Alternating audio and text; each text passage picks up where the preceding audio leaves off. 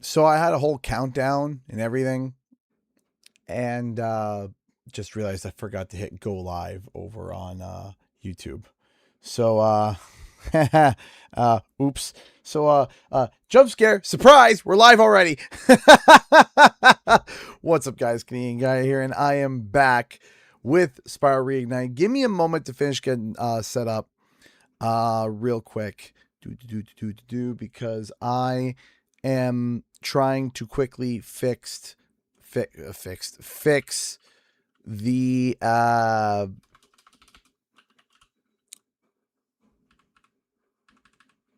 my mods. Trying to figure out a way to do that. I think I fixed it for now. I believe I fixed it. Because I don't want Spyro with the cross eyes again. And I'm like, all right, we're doing this. So, Flanny Man, how's it going, my friend? Give me a second here. Also, my headphones are hooked up and over there. Give me a second here. We're almost ready. Things are going to be a little goofy because it's going to pop up over here, and then I got to move it over there, and it's a whole thing. So just give me a second here.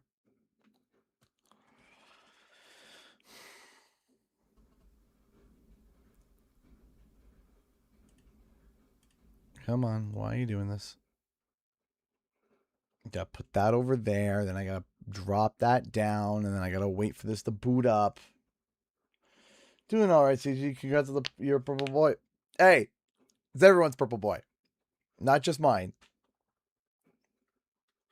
But I am over da moon. Da moon. I am so happy about that. So bloody thrilled.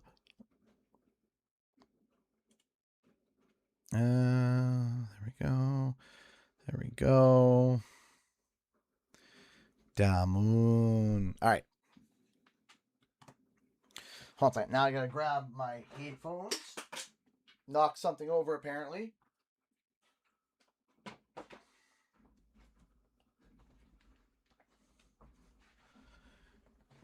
Everyone can hear me, right?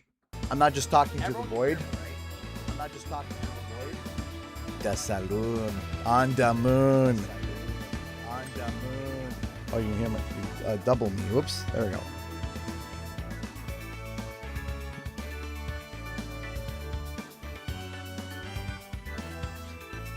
Can hear you good. I believe. Oh gosh. Looking at what look at what Southwest Warrior just put. Could we please someone needs to make a cursed gif of Joe Henry as Spyro clapping his hands. That would be so cursed. I love it. I believe in Spyro. Oh, that would be horribly cursed in the best way, in the best sense of the word. Okay. And last but certainly not least, we need to open up the vent because we now have open. Is the handy dandy vent opener, or is that like to use the Master Sword? It's just the perfect height.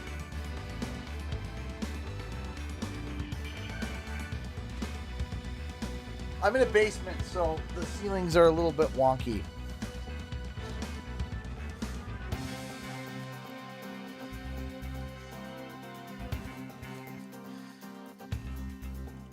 Okay, so if all went to plan, Spyro shouldn't have crossed eyes anymore.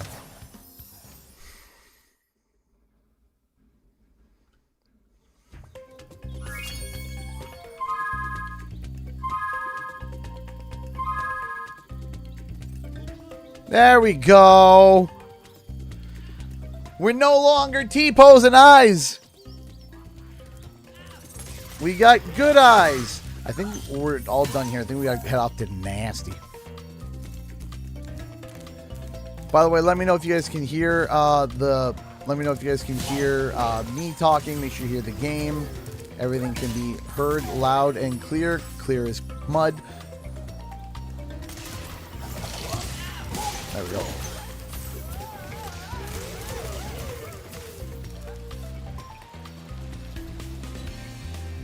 See, now he's not T-posizing anymore. Audio seems balanced. Good, good, good, good. Jump the game a little. Okay. All right, so I was tagged in something.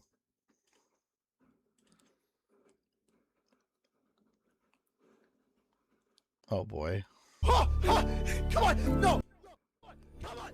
Come on! Wow! It's just a float. Oh, Charles, I hate this. So, but I'll show it to everybody. No, come on! Come on! Come on! Let's go! Come on! Come on! Come on! I hate this. Activision presents a realm. Come on! Oh! Come on! A new evil rises. Yeah! Wow!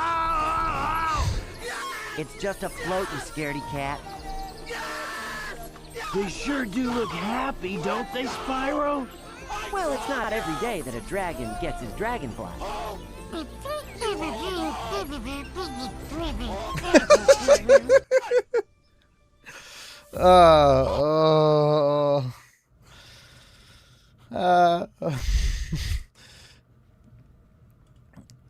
See, that's when you turn. Well done, Spyro. I hope you know what lies in store for you. Nasties, are you ready to go? Oh gosh. Oh yeah, smooth. Smooth. Hey, Cats and Gardening donated $2.50 through Super Chat. Thank you so much. First donation of the stream. Thank you, thank you, thank you so much. Predictions of the new Crush game will be announced. I am hoping that the anniversary is where we get a tease. And I'm talking a subtle tease. I'm talking a... Hey, Charles, how's it been? I'm talking the subtlest of teases. Like a... I hate to say it, but a Wumpa League level tease. Just enough to drive people crazy. Just enough to make people question their sanity. So... Hey, didn't I already free you? We'll You're in Nasty's world. we'll have now, to see. Spyro, and you are the dragon that must defeat him. Bring him on. I'm ready. The anniversary. Reach the exit in each of Nasty's lands. Then you can challenge the Nork himself. I mean, you can click the membership thing and see. I think you can be a $2 member, Grayson.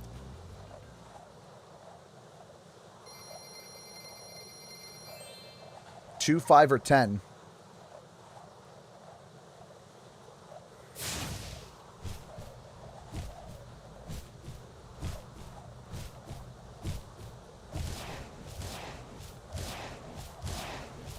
I do have a mod on for the nasty fight, and I'll show you.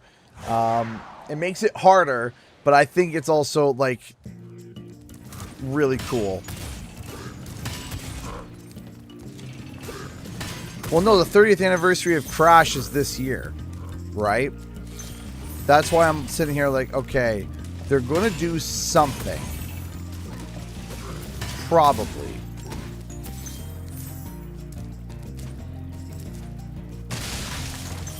How much could it cost? Well, it's probably going to cost a full price game. I'm expecting that. I'm expecting it to be full price standard game. There is a chance that it could go a little cheaper, but So did Toys for Bob go indie just so that they could specifically make Spyro without Activision dictating what they could or couldn't do CG? Yes, I would say 70% of your statement is accurate. I'm sure that they want to do it, instead of just specifically Spyro, they want to do colorful platformers. Because what happened was that when they were working on Crash Bandicoot 5 or Crash Bandicoot, whatever you want to call it, they had to pull everything out and had to go work on Call of Duty. They were pulled out, and the statement is that they were mandated. They were mandated to work on Call of Duty and Overwatch, which means like, oh yeah, yeah, sure, you might be, you know, well equipped for this, but we own you. Really starting to worry about you. So, okay, guys, speedrunning. I'm not that good at speedrunning, let me tell you what. But now they were like, hey, you know, at any point, Activision can say, hey, you're working on this now. And Toys for Bob was like, we don't want that. We don't ever want that ever again. So they went independent so that, and then obviously started to build a great relationship with Microsoft so that they could continue that relationship and have access to that IP, like Toys for Bob, like Spyro and Crash, so that after each project, Activision literally cannot turn and say, hey, do you want to work on this? No, they don't have to.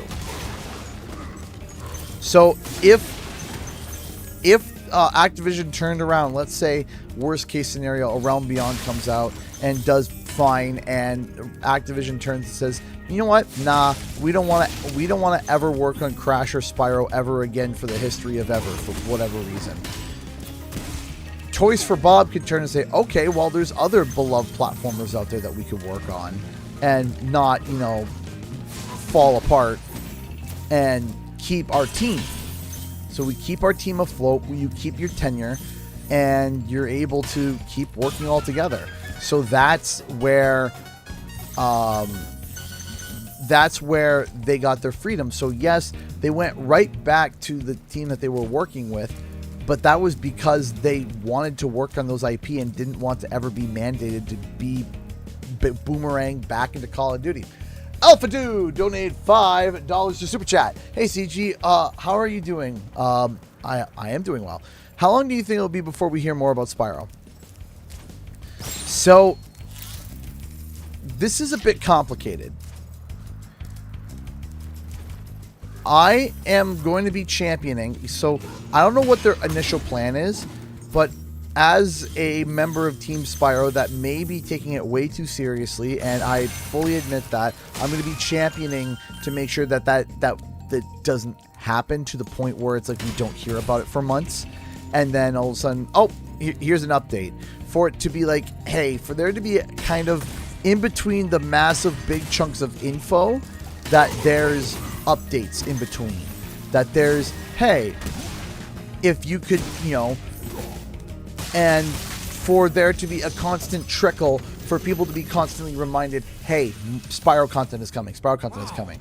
I never thought I'd be rescued, especially by such a little dragon. What I mean is, I always believed in you, Spyro. You gotta believe. But it's, you gotta believe. Yeah, no, they will not be affected by the layoffs because they're third party. Again, that's the best part, is that they are third party. Okay, they've already signed a contract. Toys for Bob already has the money. They have the money's already been paid. Like, that's it. Like, done. It's already done. The worst that Microsoft could do is decide to not market the game.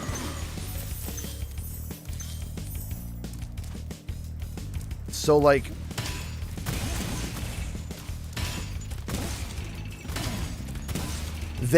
and also too, if they were planning on doing the if they were planning on laying people off that would affect Toys for Bob significantly, they wouldn't have had the game trailer just shown.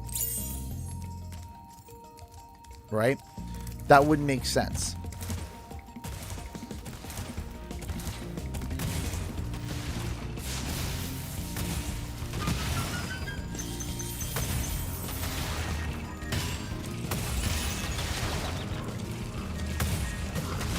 Listen, also too, the one thing that I kind of have to... So with the Crash project, does Activision own those assets that were shelved, or does Toys for Bob? Microsoft does. And it would be up to Microsoft for them to be able to pull those assets again. So if they pitch to Microsoft, hey, we want to do this Crash Bandicoot game that we did, if they turn around and say, go for it, then they can pull those assets. Thank you. Yes, the jacket, for those who are asking, I got off of Etsy. Thank you so much for the 250 euros through Super Chat. I appreciate that. Thank you. Thank you. Did I leave a 2-gem back there? Thank you so much.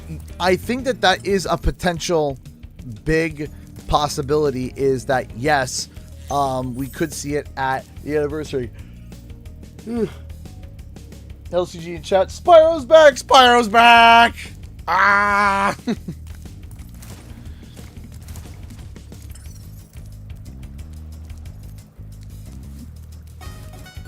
Sifekiss donated 5 euros to Super Chat. Hi, hope you are well. Would you be interested in seeing an overlap I made using Toys for Bob Spyro models on X to see the difference is clearer?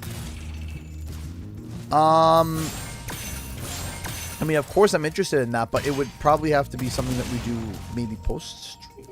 Would you be interested in seeing an overlap I made using Toys for Bob's models on X to see the difference is clear?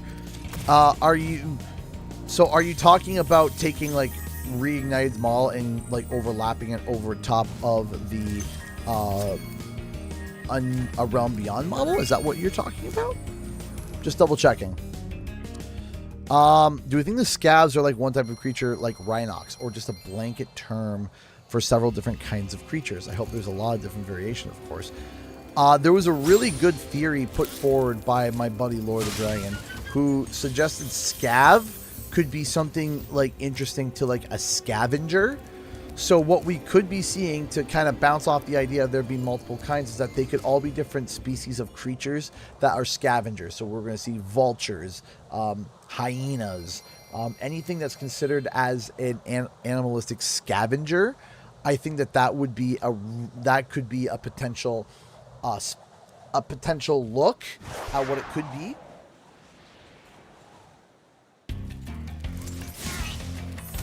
Right?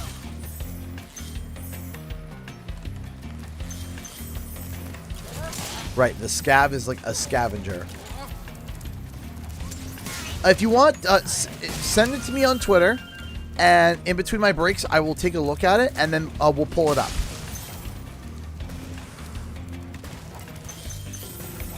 Yeah, I mean, there's tons of, that could be like their focus is like scavengers, right? So, and if it is if they are called a blanketed like scavengers, there's a few thoughts that come to mind. One is that if they're called as scavengers, obviously the leader would be a scavenger as well, right? So what did they scavenge? And did that scepter that they have be stolen? Which leads into a thought process of a conversation that me and Laura had, where there was a lot of implications and identifiers on that staff to be similar to like a Dreamweaver staff. So the question was that scavenged from the Dreamweavers, or was it something? So there's a whole line of questions that could be went down. Dreamweaver Magic Crafter, yes. Rescuing me. So there's a lot of potential theories to go along with the idea of it being a scavenger.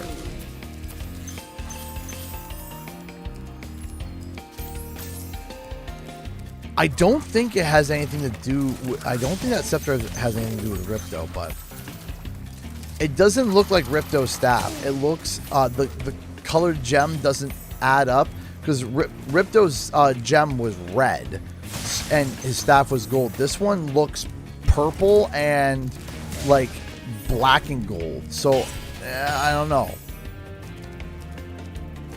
We'll see.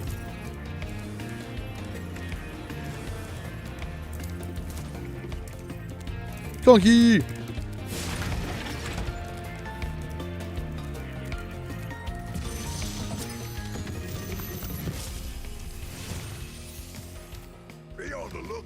Looks like a blend between Ripto and Red.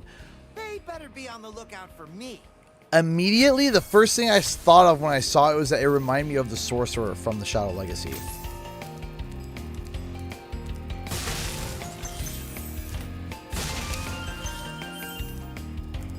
Reignited was actually the first I was able to play. Well, that's awesome.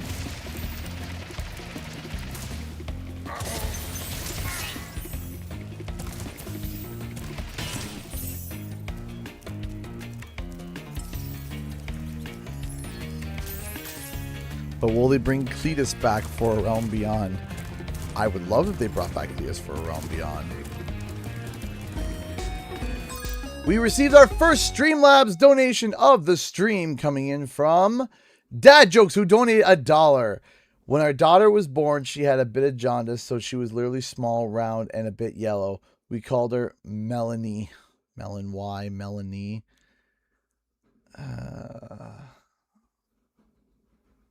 Melon Y or Melanie.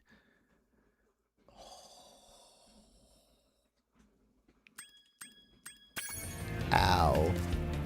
I feel like I stepped on a rake for that one. Thank you so much for the $1, though. If you are interested in supporting the channel, there is a donation link in the description below. We're trying to hit our goal this month of 1,500. We're currently sitting at 332. Donations are never necessary, but they're always appreciated. And thank you, everyone, for your constant and all support through the years. While we talked about Spyro for 8 years. 8 years. It's my question too is that the thing that we have to stress, it says a new evil arises. It's a new evil, right? So the question is it a new evil for this Spyro, or is it a new evil in Spyro plural?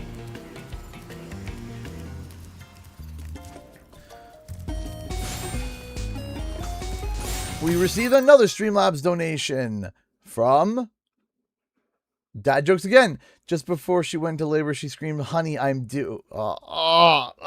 Stop. Ow. Ow. It's funny, but ow. Thank you for the $1. We appreciate it. I think that if they would have went with, I understand why they called it, they dropped the 4. If they called it Spyro 4 A Realm Beyond, I would have been fine with it. But I got a feeling that there was a bit of blowback from the fan base that they kind of took internally and was like, you know what, let's adjust that. And because I got a feeling that the title of Crash 4 made a lot of people feel alienated within the Crash franchise, and they may have not wanted to call it that again. But Spyro A Realm Beyond, it works. Although I keep catching myself saying a new realm, I do keep catching myself saying that is a new realm, and I need to smack myself and say, stop it. There's a whole section.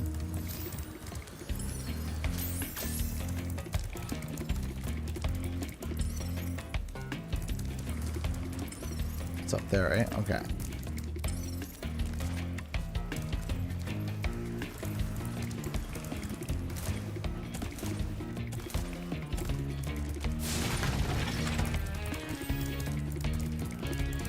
Yeah, I think that that's something that they are predicting that happens. So, what's the story, horse?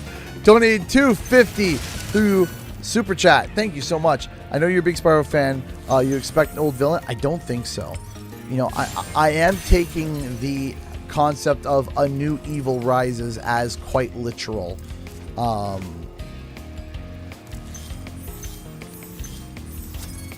Now, I still am in the party where if evil had a bigger boss that was Malifor, I would be down for that. But I'm okay otherwise.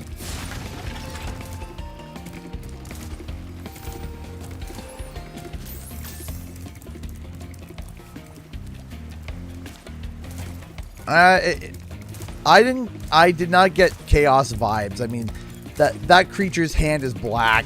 It's black. It's got 3 fingers. I wouldn't be shocked if it's like a mutated dragon or like a form of a dragon. We received another $1 from Dad Jokes Again. I'm a really firm lover of cats, but apparently the Pope likes them even more as he's a Catholic.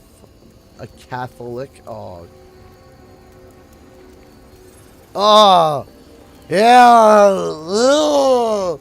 Thank you for the $1, but ow.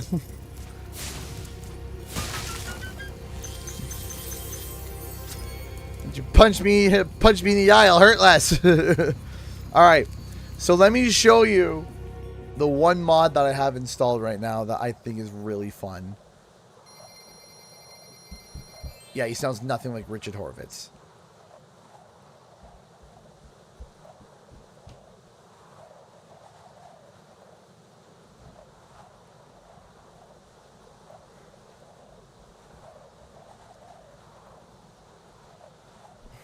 A little donation train seems to be pulling through. That's right, a little donation train does seem to be pulling through. All right, and here is our fun little mod. Watch this.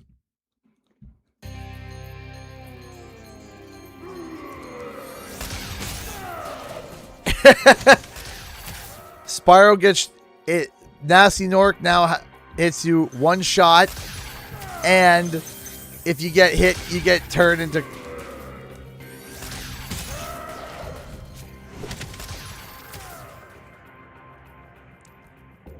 Yeah, that's the one mod that I have installed that I was like, that's hysterical.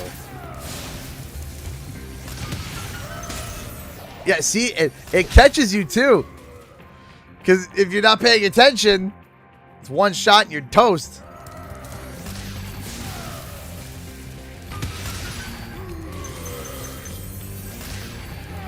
That is lore accurate, though. Yeah, that's the thing. It is lore accurate.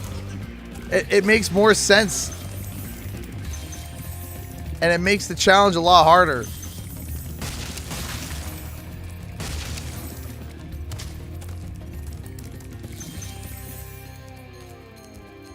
I believe that was Infinite Extremer that put the mod in. And, of course, Infinite Extremer is a huge modder in the Spyro scene. Their work is amazing.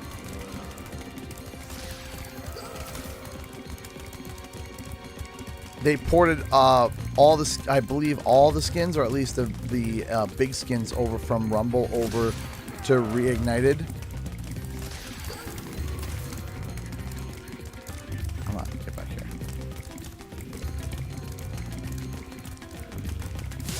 Got it.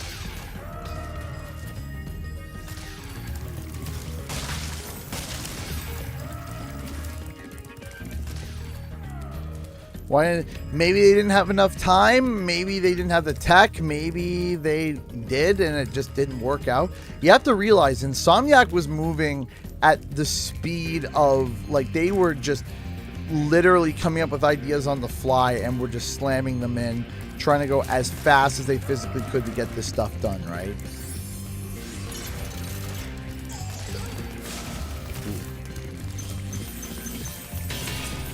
Or no one had the idea, right?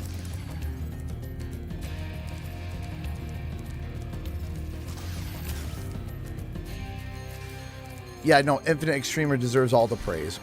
All the praise.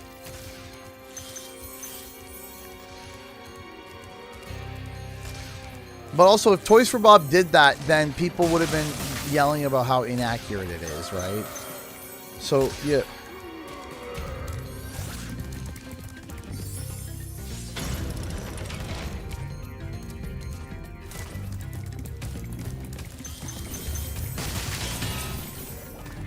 First run through, we make sure that we take it slow to get all the gems.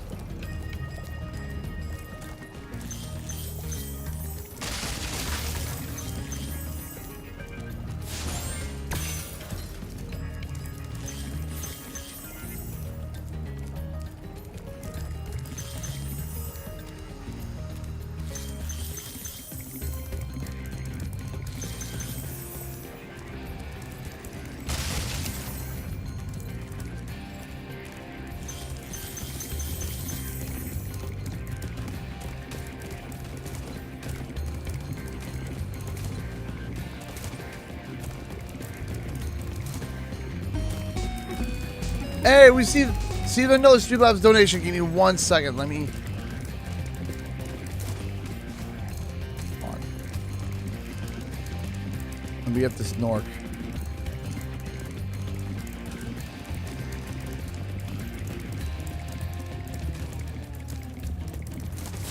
There we go. We received another $1 from Dad Jokes. Dad Jokes on a roll tonight.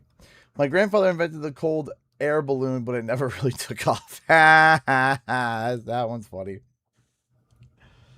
I once saw this video from Exo Paradigm Gamer that explained how Ripto isn't written all too well as a villain. For example, the ruckus in the levels isn't directly stated to be caused by him.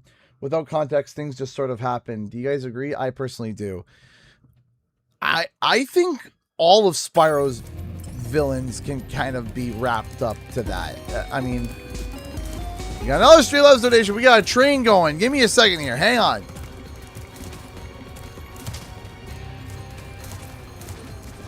We got a donation train going.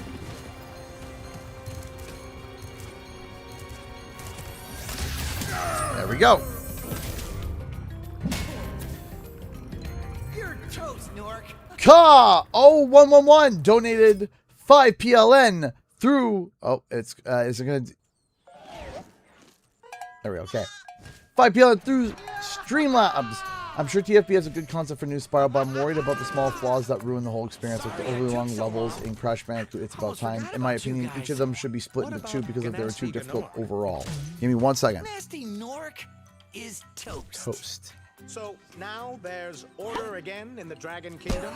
Well, mostly. I've still got some treasure to find. What will you do next? I'd say sky's the limit. Also, listen, I want to make a throwback, okay?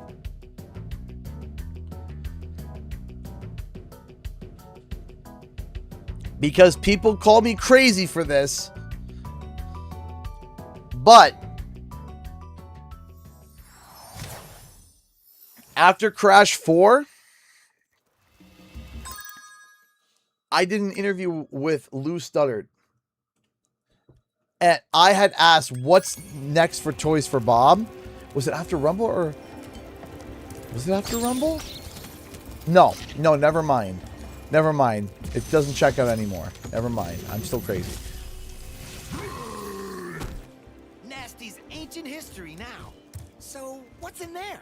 I believe Because I remember he said the sky's the limit, right? If you have found everything in the Dragon Kingdom, so come back when you have reached 100%. I think that, you know, the majority of Spyro's original villains are just kind of... What? I don't have 100%? What have I missed? I missed the flight level, didn't I, in Dreamweavers? I did. I did. I think that...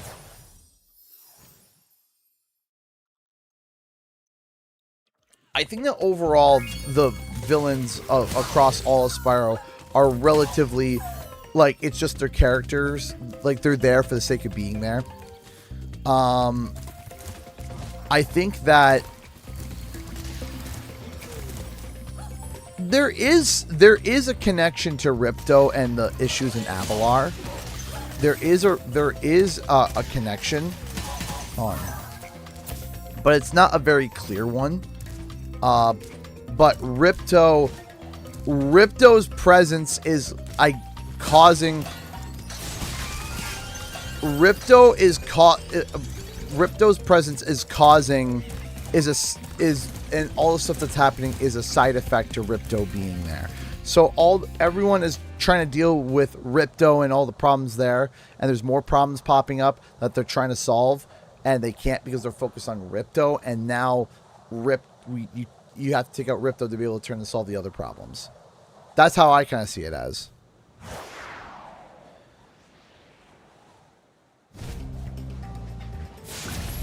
The sorceress was pretty useless, and yet her dialogue made her sound like she was the most violent. Which is a bit of an interesting thought to think about, because she was just like, oh, I'll just, I'm going to sit here and do nothing. But also, I'm going to squish children underneath my feet. Like, okay. That's, like, why? We went from 0 to genocide really quick.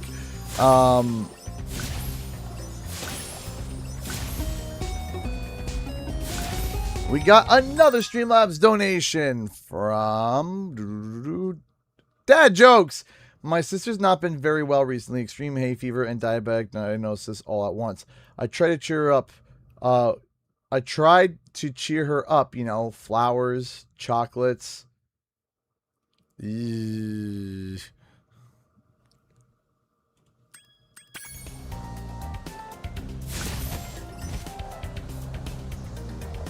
Aha!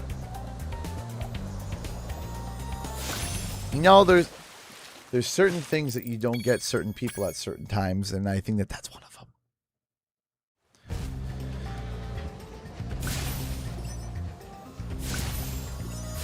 But yeah, no, her mission and her goal was horrendously dark.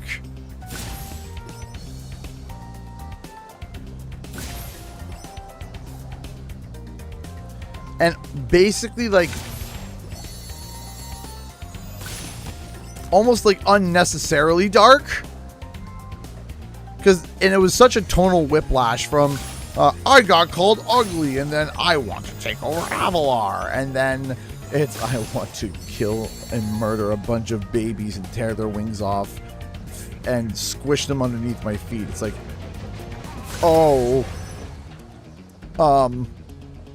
okay.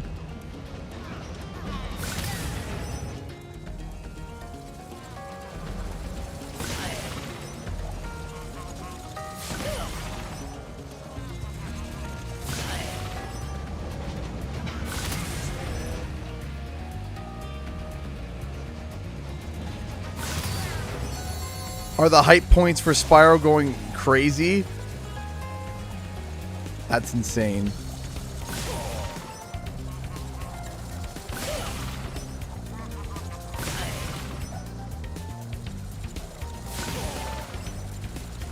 There we go.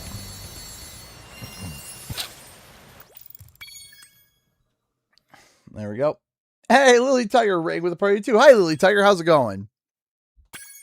There we go.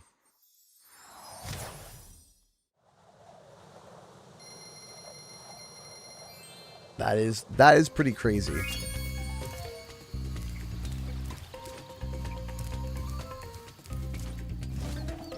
How are you? I'm doing great. You can say that I love Spyro too. I've spoken about it once or twice over on the YouTube channel. Once, twice, 750 times. What do you call an acid with an attitude? Amino acid. Oh, gosh. You guys are killing me. You're killing me with the jokes.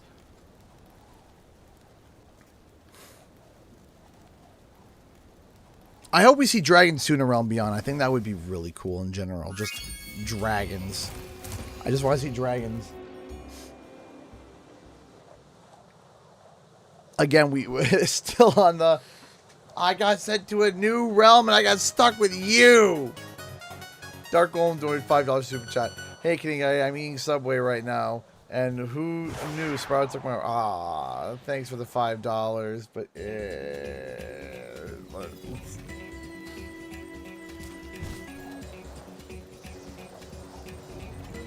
Thanks. But let's avoid... If we could avoid that joke, that would be great.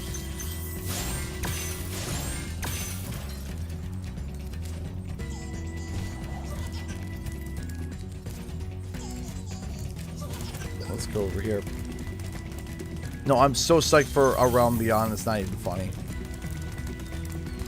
I will simply... I mean, you know, you can see behind me. You can literally see... you can literally see my life-size Spyro right behind me. In case anyone's like, are you... Ooh, a day and night cycle.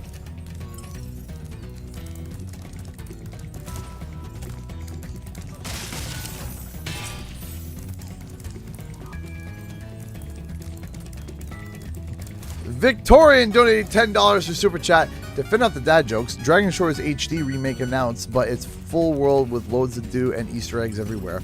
Ooh, just like a Dragon Shore's like side thing. That would be cool. That's okay, Rabbit over Twitch. That's okay. No need to be upset. It's okay. Thank you for the $10. But that would be cool. That would be pretty cool to have like a Dragon Shores as a side mission, and be huge. That'd be neat. Free download.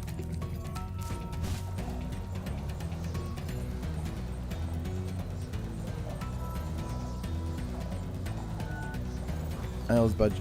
Yeah. There we go.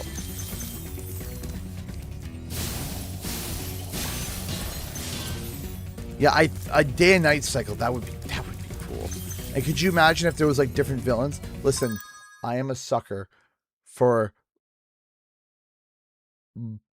bioluminescent I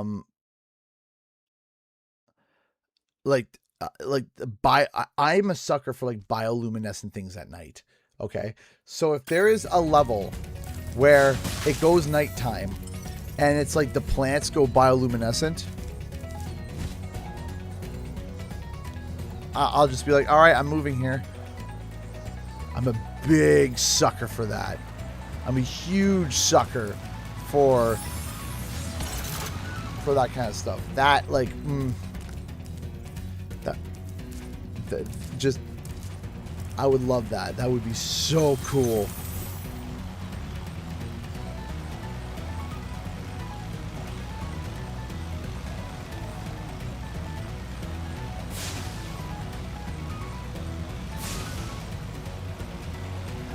If we get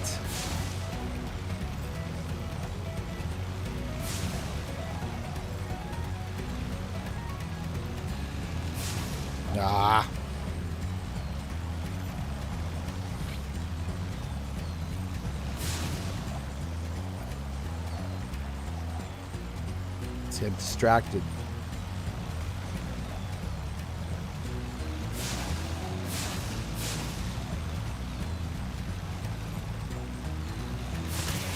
There we go. I would love a bioluminescent level. I want, you know what? I never thought of that. I wonder what the underwater is going to be like. Someone brought it up and I didn't even think about it. The underwater aspect, how is that going to go?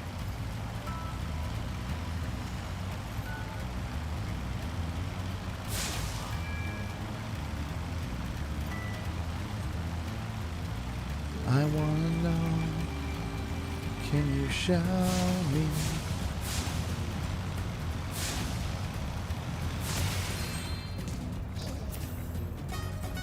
That's okay, Dark Golem. I appreciate the $5. Just drop the subject. That's all. I appreciate it. Thank you so much for the $5. But it's okay. I've said it was okay, and it's all right. It's okay. We're good. We're good. We can just drop the subject and we can move on. Hannah Vincent donated $5 super chat. Thank you so much. Have you ever played the pirate version of Spyro 3? It's crazy. I actually haven't done it. I haven't actually played the pirated level now I think about it. I actually haven't, and I think that could be a lot of fun to do. I think that could be a lot of fun.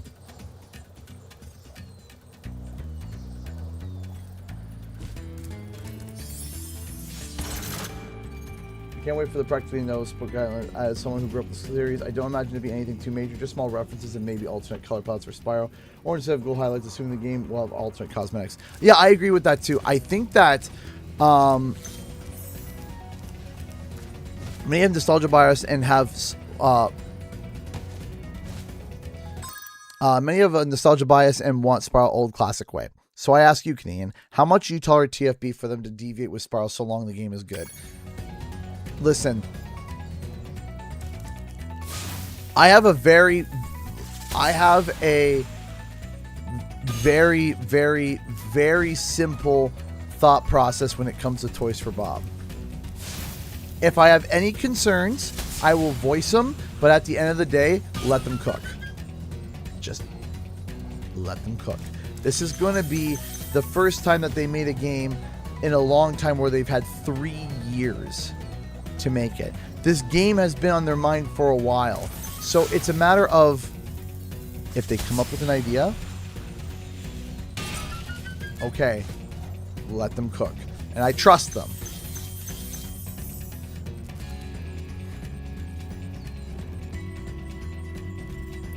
Right? I trust Toys for Bob. I do.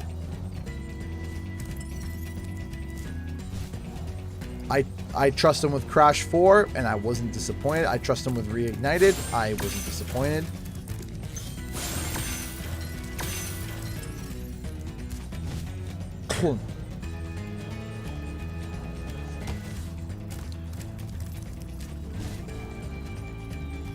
Oh, there was somebody that made a comment that I sat there, I was just like, what?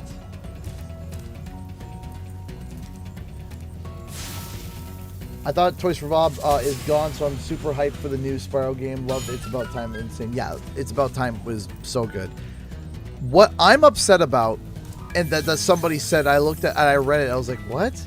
Someone said, yeah, I don't know if I trust Toys for Bob with Spyro. I don't know if I trust them. They haven't proven themselves. And I was just like,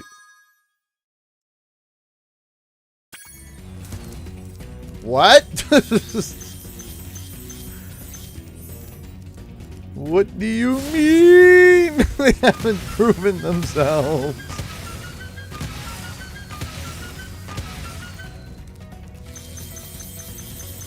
Like, what do you mean?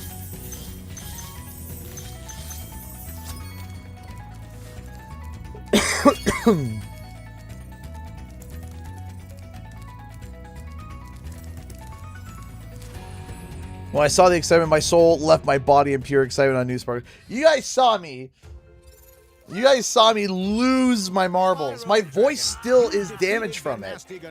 Collected the dragon eggs, saved all the dragons, and recovered every bit of treasure in the Dragon Kingdom. How do you feel? I feel fired up, Bob. And I'm happy for the dragon world, of course. I certainly wouldn't want to spend the rest of my dragon days butting heads with Nasty Nork and his weird minions. What's a minion? Never mind. You know what they say. For every good battle, you need a good adversary. And I felt that Nasty, in spite of his misguided nature, was a worthy opponent. Uh-oh. Here we go again. If I can spell right.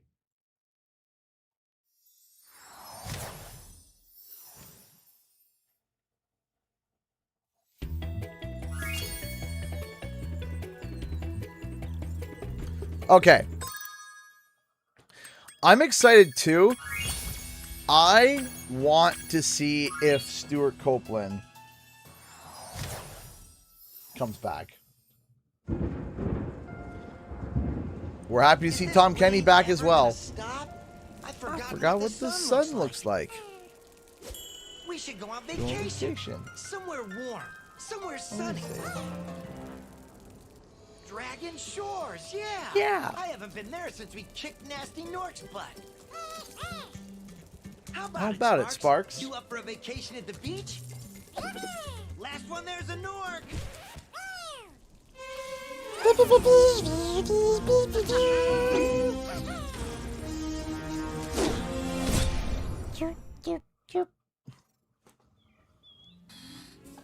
Is it working, Professor?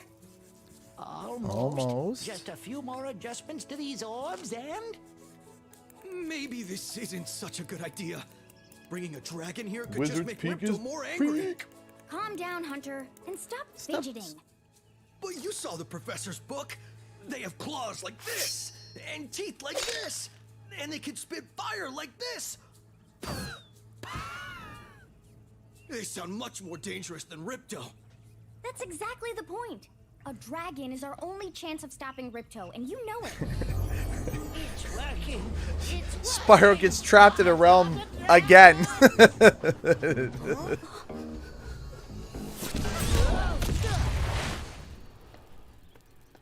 Whoa, rough landing. Hi, which way's the beach? Hey, I think it's supposed to stop start going for the staring. $5. Haven't Give you me guys 1 ever second. seen a dragon before? You're a dragon? You got a No problem, with that, pussycat? Well, well. Someone forgot to invite me to the party. I'll read the super chat as soon as I'm done. Were you trying to keep something from me? A dragon? A dragon? You brought a dragon to Avalar? I hate dragons. Yeah!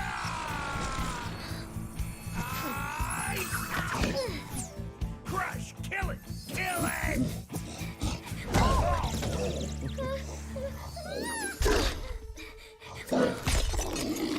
Go, you imbecile! You ate my scepter! I'll deal with you later! Who was that jerk? That was Ripto, and we have to get rid of him. He's causing all sorts of trouble around here, but I haven't got time to explain. Here, take this magic guide to Avalar. It'll help you begin to understand our worlds. Right now, I have to follow Ripto and see what he's up to. I'll meet you in Summer Forest, okay? Hey, wait a minute! How do we get ourselves into these messes, pal? I'm playing on PC. Anyways, how was your day, Canadian? Do you have anything unique you want to see in Spyro 4? I mean, there's a lot of things unique I want to see in Spyro 4. I want to see big, beautiful worlds. I want to see... I want to try that dragon flight.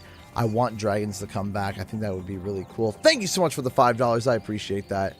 Me and my friend made so much fun of you, but in the end you were right. But we're still going to make fun of you, though. Oh, that's kind of not nice, but okay, I guess. I mean, okay. Cheers, I guess.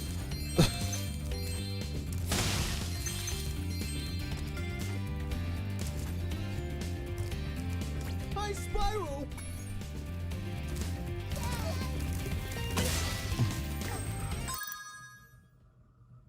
See, no camera. What do you mean no camera? We have camera. Do we not have camera? Yeah, we got a camera.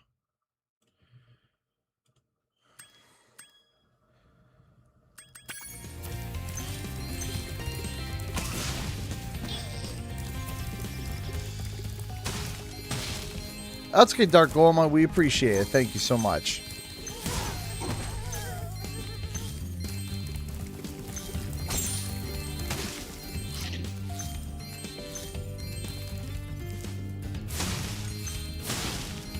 Victorian donated $5 to Super Chat. Thank you so much. TFP said they want more Spyro games. What if we end up going to different realms, but there's a build-up for a big confrontation in the Dragon World? That would be cool.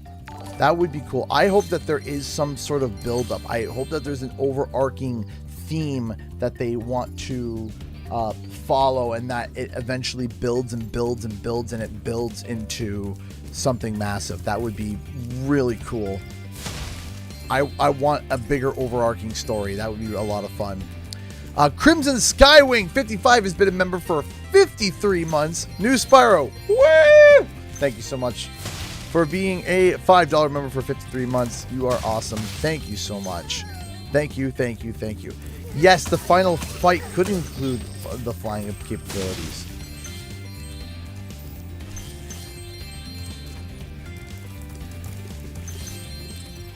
I'm excited. I am very much excited to try out the game. I would love to be able to get a demo. I'm going to be championing for that as much as I can. I'm going to be, you know, pounding the drum, marching my feet. Hi, Spyro. I'm a friend of Alora's, and she asked me to help you out. Whenever you find me, I'll remember your progress. Like this. That zap means that if you get into trouble, I'll... There we go. What's your favorite Spyro game? So if I want to cheat, I say Reignited. I say Reignited because I say Reignited, and it's a cheat because it has all 3 games.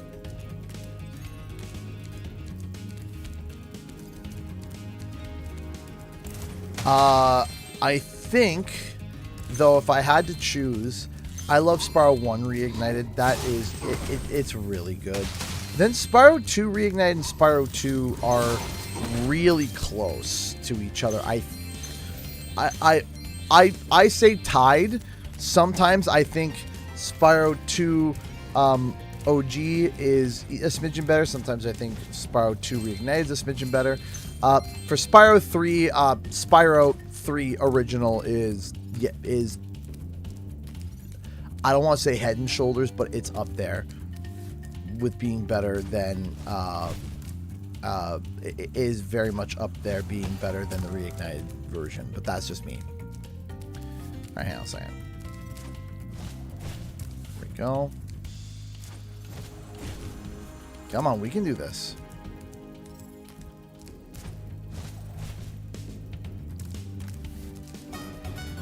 Victorian donated another $5. Thank you so much.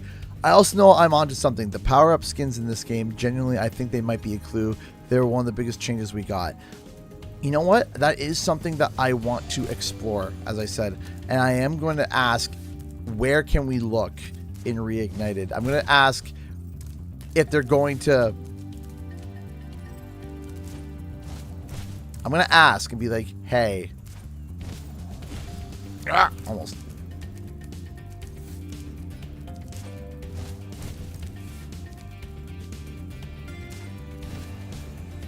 Almost. I like doing this just to cheese out money bags, because... Come on.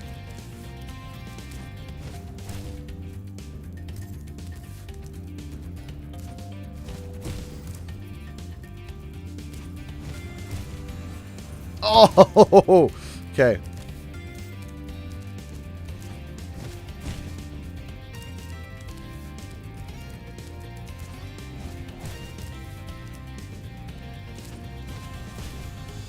Almost.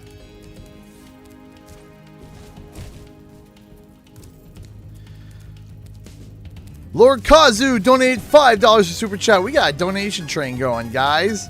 Let's keep it going. $5. Thank you so much.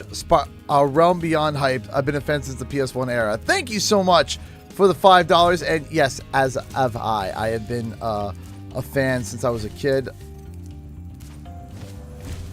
Come on.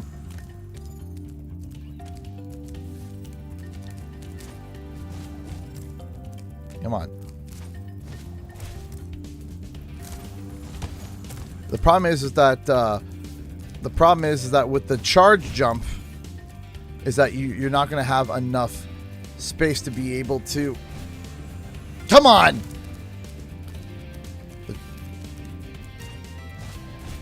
There we go. Come on.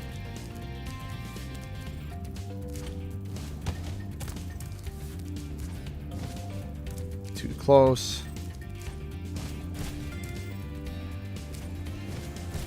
There we go. Got it. Hey, great! You've got the Hey! power-up active. Now you can light the gem lamps in this cave. We got a $2.03 donation from Conky. It's time for hashtag Team Even to swoop in and fix that bar. The bar is now at 340 and even. No chaos to it at all.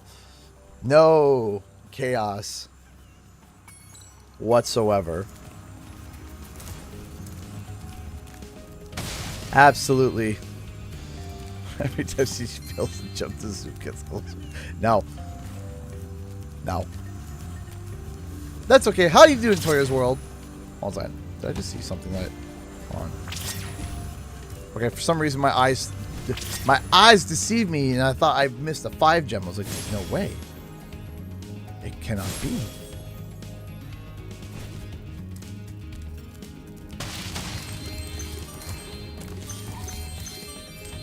I need to get back before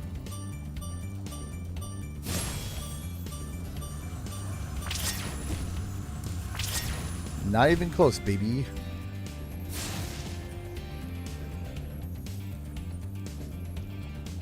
Yeah, it's been close to 20 years since we've gotten our last mainline Spyro game. That's like brand spanking new. I work with someone who created one of the assets in this. Oh, that's awesome. Thanks for helping me light the lamp, Spyro. For a while, I was afraid we were going to have to cancel tonight's baseball game. Here, somebody mix this orb in with the baseballs. Yeah, I mean, Spyro has always been... I've always... Like, whenever I've worn, like, a big, you know, Spyro shirt, right? Whenever, I'd be a professional, not fangirl. Be like, hi. You must be the dragon, everyone. I messed this up. You'll have to... I was supposed to go back. Hang on. We're doing this again. Flava Stefan donated $5 super chat. I think Stuart Copeland could possibly be returning for Spyro 4 because in the latest post he speaks of gems of knowledge. Could it be a hint? Oh my gosh. Did he really go there? Did he really say... I haven't seen it. Did he really say gems of knowledge? Did he really? Thank you for the $5. I did not know. Just sell on the membership. Oh, did you? Why didn't the alert not go up? Why did the alert not go up? Because I see you're green now. Maybe the alert will pop up in a second. But I will preemptively say thank you so much, Sylvie Fox, for becoming a member of the channel. We appreciate that. Thank you so much. Thank you. Thank you. Thank you so much. You are amazing. Thank you so much for your support. We appreciate that. Thank you. Thank you. Thank you so much. Come on. I was supposed to do something and I messed it up. I done goofered. There we go. Lord Kazu just became a $2 member. Thank you, thank you, thank you so much. We appreciate that. Thank you. What are your hopes for A Realm Beyond? That it's good. That it's not just good, that it's excellent. That it makes people that want to hate Spyro have to crumble at their knees. That when they look upon Spyro, they're like, I hate that I love you. And you're like, yes. Fold. Fold! Fold under the epicness of Spyro. Also, and I really wanted to say this, that I always kept trailing off on and couldn't get my thoughts out, but I was remembering it, and then I was just literally about to be like, here, let me give you my thoughts about something that I need to not trail off about, and then Conky's just like, nope, poof, right in between the legs, gifting 5 memberships, $5 memberships. Thank you so much. Congratulations, Jay Hurd, Sakaguri Red, Supergirl fan, Carsonite, and Bob Banks. Congratulations and thank you, Conky. Thank you, Conky, for your love and support. We love it. We appreciate it. Thank you so much. You're hitting me in between the legs with support. We love it. So, okay. Here's the point I wanted to make. The point that I wanted to make is that Spyro going to Game Pass day one is probably one of the greatest things because Spyro does and performs terribly on Xbox. I mean, awful. It performs like, man, it performs terribly on Xbox in terms of like selling copies. And it going to Game Pass as the free option, all it's going to do is that it's going to push more people to try the game out on the platform that people play at the least, and then people are still going to buy the game physically on all the other platforms. And that is, to me, just chef's kiss. It makes sense. Great. Because I think you're going to go, number one bot is going to be PlayStation 5. By far, it's going to be PlayStation. After that, it's probably going to be Nintendo Switch. After Switch, I think it will go PC, and then people buying it physically for Xbox. Or digitally for Xbox. But, and I say this, but that doesn't mean that, that to me means that it's going to, like, this is the best case scenario for the game. These little lizards have eaten. Does anyone know if I had to play all the Spyro games? They want this to be as entry level as possible. So I don't think they're saying that anybody of any age could pick up this game, but you don't need to have played the other games. But if you did, you'll appreciate more things.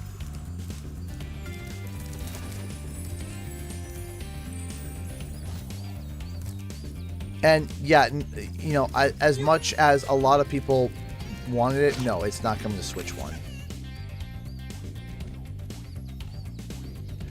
It is not coming to Switch 1. No matter, like I understand, I get it. It's not coming to Switch 1. To hit that. I think the Switch 1 would probably blow up.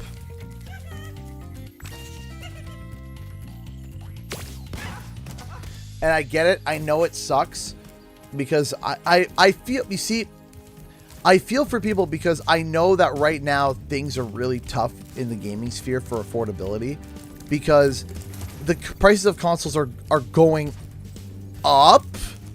They're not going down as they should. So, you know, I understand people are, you know, upset because they wanted to wait for the console prices to go down.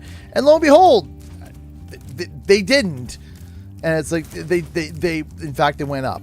So, and also, you know, certain consoles, PlayStation is trying to eliminate physical by trying to sell the disc drive separately, which still blows my mind. But the prices of all the consoles are going up. And so people have been waiting for the prices to go down for them to be able to afford it, and it's gone up. So people were hoping that it was going to run on the old generation. Having said that, no. We also have to remember the PlayStation 4 is, because some people were hoping it was for the PlayStation 4 too. The PlayStation 4 is like 13 years old. Yay! Like, You've saved my crop of gems from the lizards. Here, take this orb. Some girl with wings. yeah, that is something that is a problem, is that the older games are held back by previous gen hardware. And there are people that try to say, no, that's a myth. No, that is not a myth. Red Nomad has been a member for 3 months. What levels do you think would be good for Homeworld in Spyro 1? I always thought Lofty Castle would make a great homeworld for Dreamweavers. I mean, Stone Hill is pretty darn good. I love Stone Hill. And one more time. The problem is that the older consoles also, they do hold it back. We were hearing reports, I can't remember, it was a Cyberpunk. We were hearing reports for Cyberpunk that one of the problems that they had was that they had to get to run for the Xbox Series S, and it wasn't. It was not operating for the S, and they were like, oh my gosh, how are we going to get this done? Because they couldn't get it optimized for the lesser powered console, and it was a choke point. As much as people want to say it wasn't, it was. I still don't want to pay money bags. Don't care.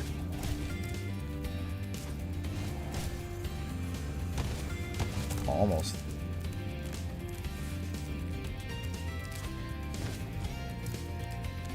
But yeah, getting a PC may be the best bet. Too close.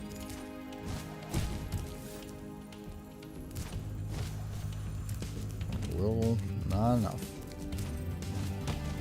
We can do it.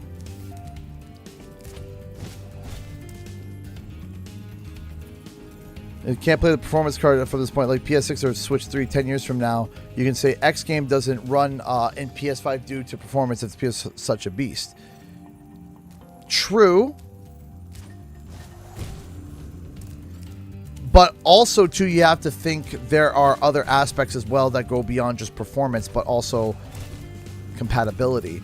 So if there's new tech that comes out, whether it's a new hard drives, whether it's better processors, whether it's better this, better that go beyond what we have now in terms of raw power, right? So in terms of raw power, it's possible that, like, yes, in the future, a PS5 would still be capable, but its hardware doesn't have the same technological advancement that we will make in whatever. You got the creative program. Oh, nice! Nice, Deo. Did you get the hashtag Team Spyro? By the way, hey, Deo, how's it going?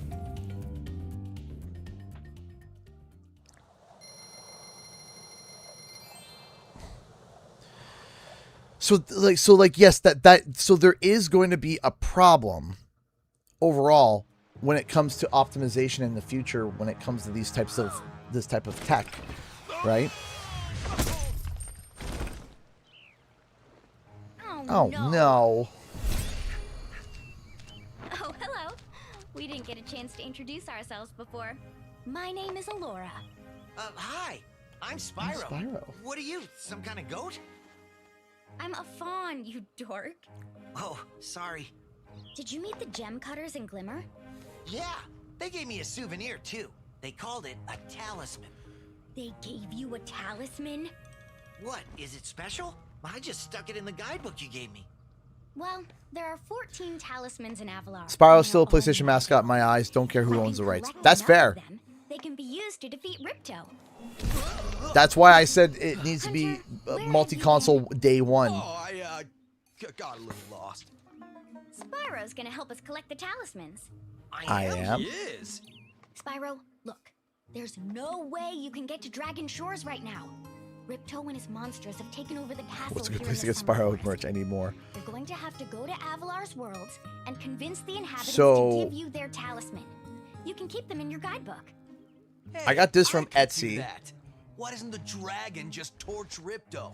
Hunter, you can't even keep track of your running shoes. How can we trust you with 14 talismans? Boom, roasted. If you come across any orbs, they're important too. But I'll tell you about them later. Okay, no problem. I'll collect a few talismans, give Ripto the old hot foot, and be in Dragon Shores by lunchtime. Let's go.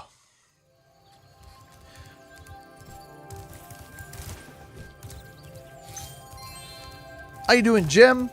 Hope you are going to enjoy your stay.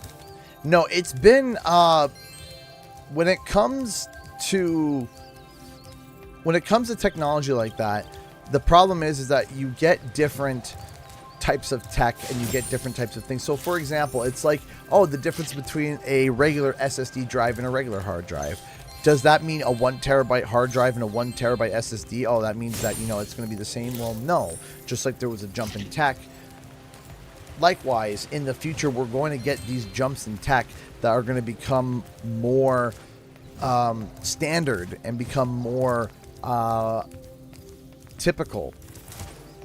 That will become more modern, that, you know, the older engines won't be able to optimize fully, right? So it's the PlayStation 5, in my opinion, is a solid console. It's like, it's probably these consoles this generation, other than the storage issue, which I still have an issue about. I still have a huge issue when it comes to storage. But beyond storage, I really enjoyed my PS5. I still have my day one PS5. It's treated me great. I love it. I got no issues, no qualms with it. I thoroughly enjoy my PS5. It's ran well. It's treated me well. I got no complaints. And I still don't. Is it the size of, you know, a tower? Yes. But I digress. Hey, Spyro. I was okay with that. I didn't feel like I needed to upgrade. I felt satisfied with it, and I'm happy with it. Where I don't understand is this idea of saying, oh yeah, we're going to be going to the PS6 soon. And I'm like, what? No, we're not. And if we are, no one's going to be able to bloody afford it. Because it wouldn't make sense. Because Sony, if they turned around and they made the PS6 affordable, they might as well just take a shotgun, load it up, and Xbox too with Project Helix, take the shotgun, load it up, point it straight up their butts, and pull the trigger as many times until they can't feel anything anymore. Because it's ridiculous. The idea to think that we're about to go to the PS6, even within the next 2 years, is ridiculous. Will probably be like $800 more. Because here's the problem.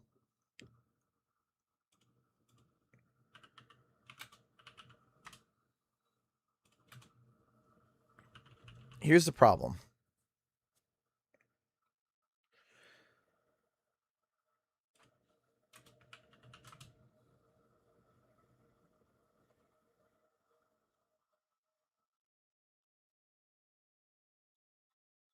Oh, that translucent Xbox looks so good. It looks so good. Okay. So, according to Google AI, which is terrible, but I digress. There are other things confirming it. The PS5 Pro 2 terabyte model is $900 US. Now, let me ask a question, okay? This is still a PlayStation 5. Are we hoping that the PlayStation 6 is more powerful than the PS5 Pro? I feel like that is a relatively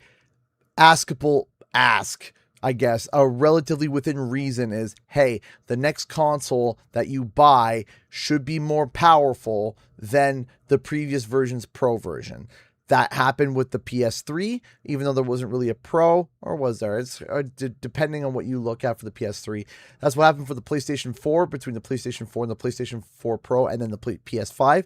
The PS5 is much more powerful than the PlayStation 4 Pro. Okay. Great. Fantastic. So we're on the same method of thought. So if we're going to be going to the PlayStation 6, okay, this is $900. This is $900 for the Pro. So in order for us to go to the PS6, how much in price does this have to drop? Because everyone that bought this, if they turn around and they release a PlayStation 6 that's backwards compatible and it's cheaper than this or the same price as this, PS5 Pro owners are going to be absolutely livid. And also, they would be losing so much money. But if they're consistent with the pricing and they release the PlayStation 6, that thing is going to be $1,200, $1,300. Okay, not bad. for a new console. No, I'm sorry. Nice job. Now, Oh try yeah, to the do a Steam hover. Deck prices are Press the jump ridiculous. button, then press jump again to glide. When you Yeah, it's about 1,200 Canadian. 1,200 Canadian. I'm talking US.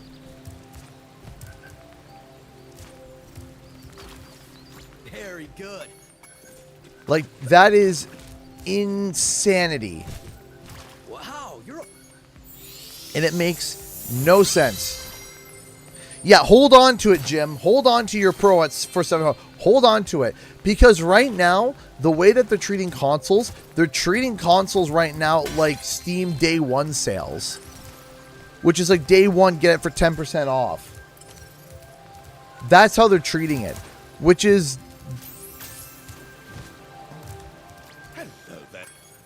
absolutely just unheard of.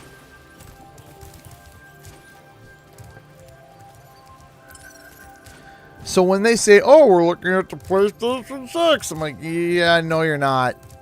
No. And no, you shouldn't. Right now, we're in a bit of a disaster mode when it comes to components.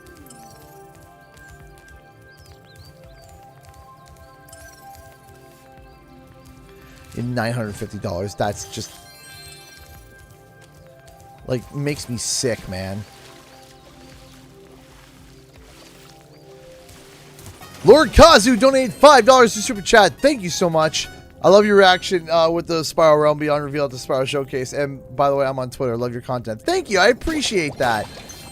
Thank you so much.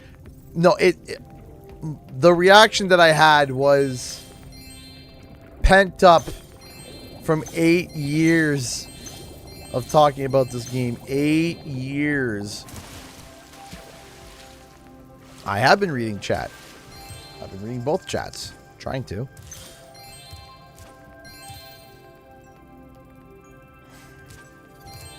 Yeah, everything is expensive.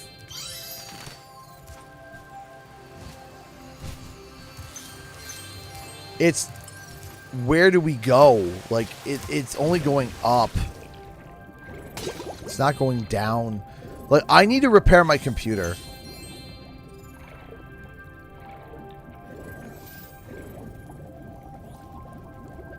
Like, I need some computer repairs, and by golly, I can't afford it right now.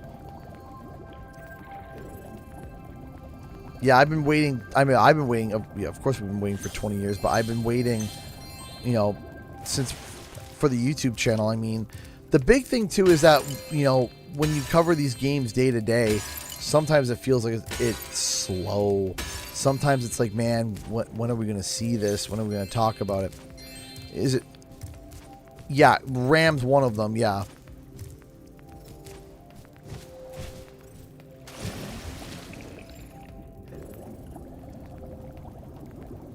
I think it's my... I think I need a new processor. Because I got the lovely Intel, that one that I think has the lifting issue, which is causing a significant issue with the performance. And I was like, good, I love it, because they made it with pins where basically the corners of the heat, when the pins get heated too much, they start to curl up, and they start to curl up, and when that happens is that you start getting a separation from the processor and the board, and it causes problems. I believe my processor has that issue. So it's not good. It's not good right now. Okay. I need to run to the bathroom real quick, and I think I'm gonna grab myself a G Fuel, because I can feel like I'm getting tired. I feel like I'm like, and I don't want to make a coffee, so I'm probably gonna make myself a quick G Fuel. I'll be right back. Don't go away. We'll be right back next time.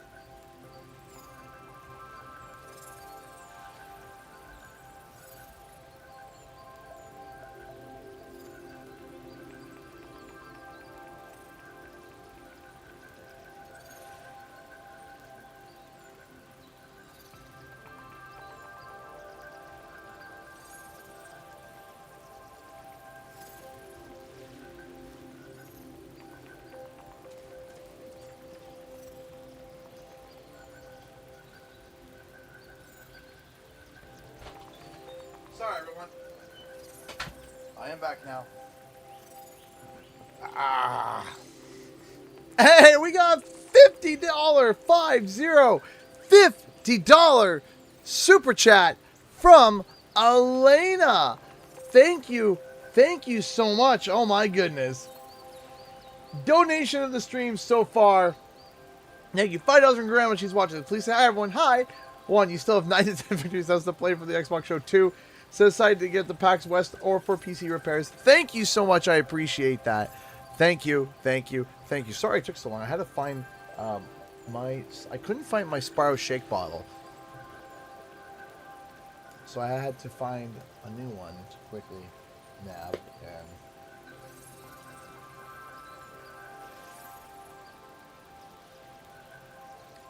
mix up.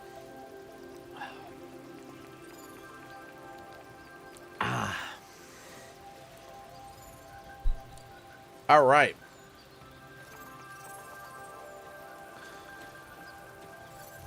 Let's get to it. Let's do Colossus or Idle Springs. Let's do Idle Springs because it's right there.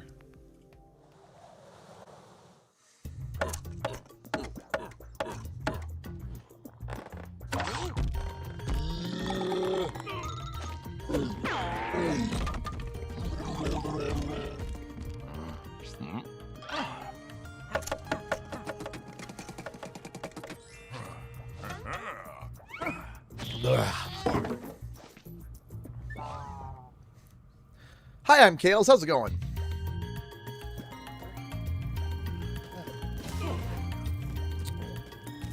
Spyro. Foreman Bob. Hitting the buddy in the face here. Coming down here. To the left. To the left. To the left. Nope. There we go. Up to here. Up to here. Turn this way. Grab all the gems. All the gems. I've been locked in Foreman here with Bud. all our tools, and the giant idleheads won't let the workers in unless we can solve the 3 Playing this on puzzles they PC gave us. with a PlayStation 5 controller. The first puzzle is to turn all these blocks yellow. If you have trouble, So long that I come got back to see and talk to me. See all the news before Reignited Trilogy launching now. All these years later to see a realm beyond be announced. Yep. I remember you being around here, Shiny Sonic. I remember I remember a lot of people.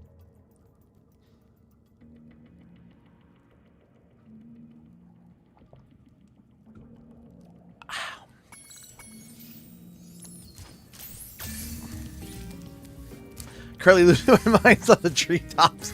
Yeah. Yeah. Oh, Spyro, you did it.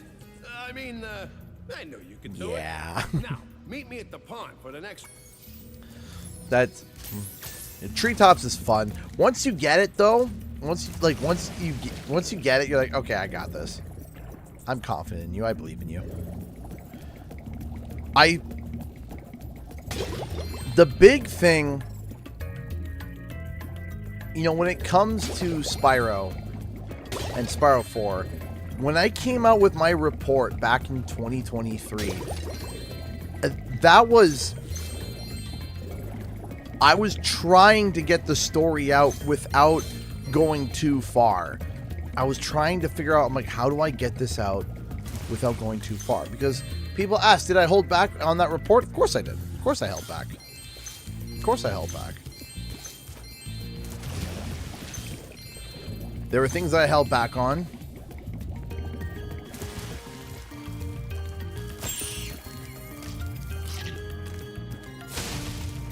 And I sat down and I was like, man, how do I talk about this while trying to tread a line?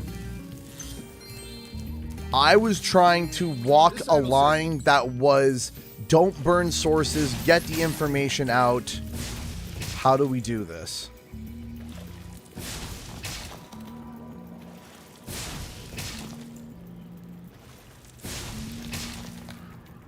And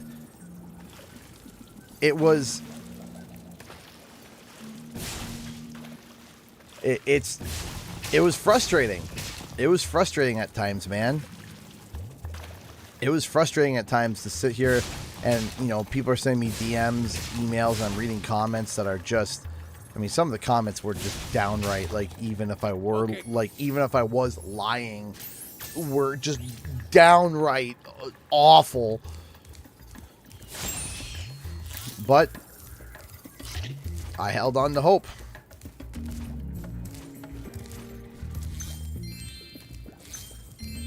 And I do believe that I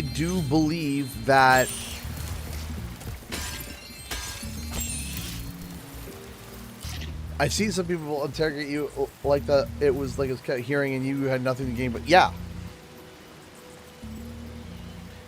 You had nothing to gain, I was just looking at, yeah, no. It's the problem is I'm sitting here and I'm like, if I say any more, I'm just gonna burn people, and all it's gonna do is just get people in trouble, get stuff going, but also wanted to figure out like how can I get this out, because right now it's just been nothing but doom and gloom. Right? It's been doom and gloom, and it's been, you know, nothing's ever gonna happen, and right when Toys for Bob went indie and I found out, I was just like, I'm like, there it is. And I had an opportunity to talk about it. I talked about it. I got it out there, and I'm happy that I did. But man, people at that point were also upset. But it was a matter of trying to figure out, like, okay, how can I share this? How can I get this out? And to finally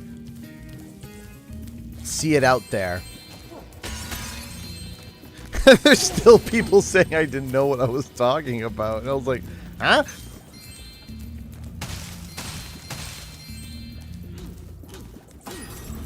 Let me ask you something. I'm going to ask a question that I think a lot of people I was reading that some people came to this conclusion about themselves.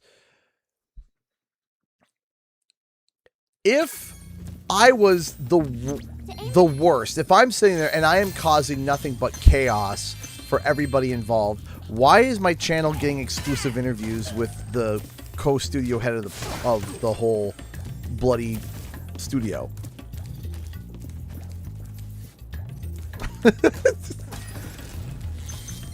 Why am I getting packages? If I'm causing such a ruckus, if I am such a giant problem, why is it that they are handing me these things? And why are they giving me this opportunity? If I was that much of a problem, they would be like, hey, you know what? Just, you know, stop with this guy. That didn't happen. Why do you think? Their answer, CG is shill. So I'm a shill. You see, but this is where it's funny. You're pretty smart for This is where it's funny, because you know what? I would see more. Some people are trying to frame it like you didn't know what you were talking about because you called it Spyro 4 specifically. Even though I made a video dedicated to saying that it won't be called Spyro 4. Like, I'm going to steal a line from Jay. Talk about not understanding what a temp, not being able to comprehend what a temp name is. Like, listen. Spyro 4 is what we've called it. It was... I looked it up. I did experiments with it in my titles. You can go back and you can look. I was at one point bouncing between the title of New Spyro and Spyro 4. And guess what? Spyro 4 always got more attention. It got the more attention, it got the better clicks, and it was the better. So I was like, okay, so we're going to call it Spyro 4, but I'm going to make a point to say Spyro 4, and for many times I'm like, Spyro 4 or whatever it's going to be called. I've said that in so many scripts and in so many things. We just gave it a temp name. My gosh, we gave it a temp name. That's what we followed the pattern that they did for Crash Bandicoot 4 and just assumed that that may have been a path that they went. But I even made a video because I said it may not be called Spyro 4. But are we going to sit here?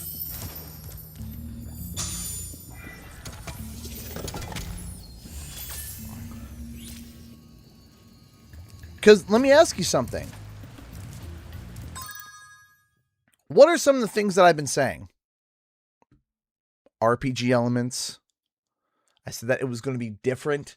I said that it was not going to be one of the predictions I literally made. You can go back and look. One of the predictions that I said, you don't even have to go far because I made a video before. Before I got any information. I made a video before that had some of my points in it, that it's not going to be a by the numbers Spyro game. The only thing that I epically got wrong, and I will claim it, I will hold my hand up and claim it, is the release. I thought it was going to release this year. I thought for sure it was going to release this year. But it broke the pattern. More open world. And if I'm not mistaken, I have a pair of eyes, and I may have glasses. Is this new one coming? Yeah, there's a new one coming out. Yeah. I have a pair of glasses. It looks open world to me. Does it not? Now, of course, we only got 7 seconds, so there's still more where I said that there's RPG elements, and I'm still holding to that. That there's going to be RPG elements. Not that it's going to be an RPG, but that there are RPG elements.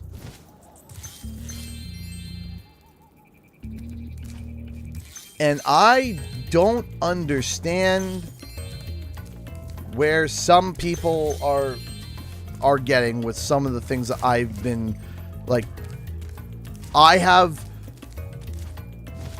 I just finally decided to be like, all right, let's go on the Reddit and take a look, at least for the past few days. And shockingly, there's been more people coming out and defending me, which I was shocked about, but still a bunch of comments getting downvoted into oblivion because whatever reason.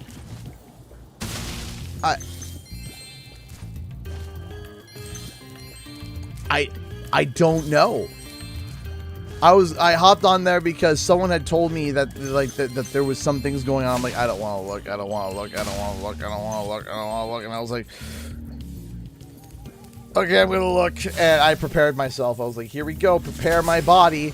And I walked away not like upset. I walked away confused. And I was like, huh? Like what?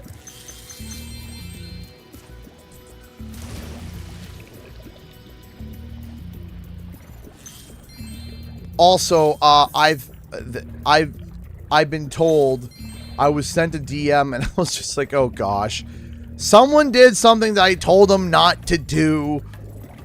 Right? Someone came out and did something I told them not to do. I don't know if they saw the stream of me saying, hey, don't do that, but they did it. They went out and they made a post that said, you know, people need to apologize to CG right now, and it got removed by a moderator. So I'm sitting here and I was like, uh-oh. Uh-oh. Do I have the literal Spyro mods against me? I don't know. I hope not. But yeah, somebody... I was like, man, I don't want to cause any problems over there. I don't want to cause any issues. I don't want it to sit there. Not gonna lie, felt some Okami vibes. You could have something to do with that, man. Hey, we're gonna see if there is some sort of environmental, if there is some sort of environmental, new Spyro. So consider this long to find your channel. One thing I've always said is that there's a lack of Spyro YouTubers. Keep up the great. Oh, thank you, Skullbullet. I appreciate that. Yes, I am one of the few that have dedicated a lot of content. It's not just me, though. There are a couple others as well. There's me. There's Miharu the Fox. There's also, I know Destination Mark also covers stuff. I don't know if Crystal I think Crystal Blazer is still doing it. Crystal Fissure, and I saw Wumpa Lewis is starting to dabble in it, so we'll see if he goes all the way. He's put his toes in. I was like, a little bit. Aw, thank you, Rotary Ash. I rather trust any guy with any Crash and Spyro news. He's never let us down, not one bit. And thank you for all your hard work and dedication to both series. Thank you, Rotary Ash. That's very sweet of you. Thank you. Thank you, thank you, thank you. Yeah, there's a few of us out there that are still consistently making content. I am one of them. And my big shtick for a while is guessing when the next game is going to be coming and trying to figure out, like, looking at evidence, looking at different things. Of course, we cover everything Spyro beyond that, but also I sit down, I'm like, okay, Look at that. you know, here's some evidence. And I was a guy back in the day that that guessed that it was going to be Toys for Bob making the Spyro remake. That was one of my big claims to fame from back in the day. Then I sat down and I championed that Crash 4 was going to happen. And it happened.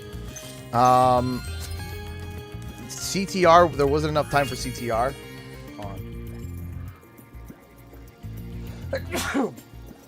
I might have made like only 2 or 3 videos of CTR before it came out, so there's that. And that's been my big thing. My big thing has been trying to sit down and see if there is evidence for the things that I'm talking about.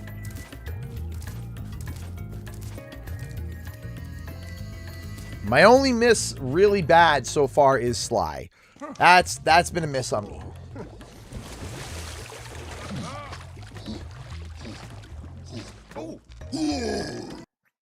Also too, when Sly does get announced, there is not going to be a I told you for that one at all.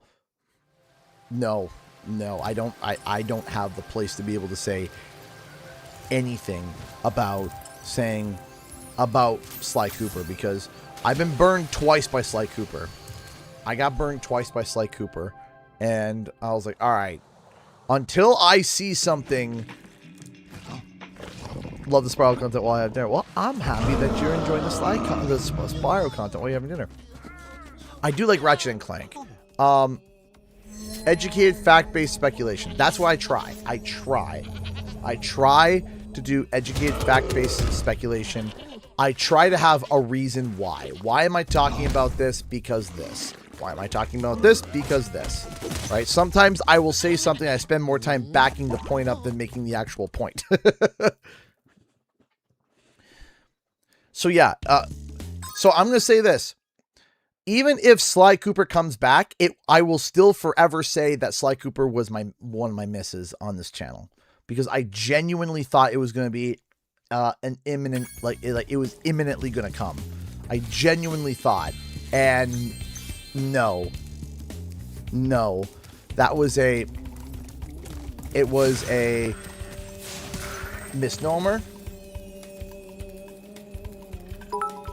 Hey, thank you so much for ordering, Ash. In one of your videos, you said Toys for Bob wants to make more than one Spyro. Do you think they should remake Spyro Under the Dragonfly? No. Thank you for the 5 bits. Absolutely not. Just leave Under the Dragonfly there. Leave it alone. Don't touch it. Let it, for lack of better words, let it rot. Let it die. Let it just stay there. Don't leave it alone. I would like to see the fan remake come out, and I would love to see. Here's what I'll say: there is a fan remake that I hope is still in development. I haven't heard much of an update on it recently, but I hope that they're still working on it.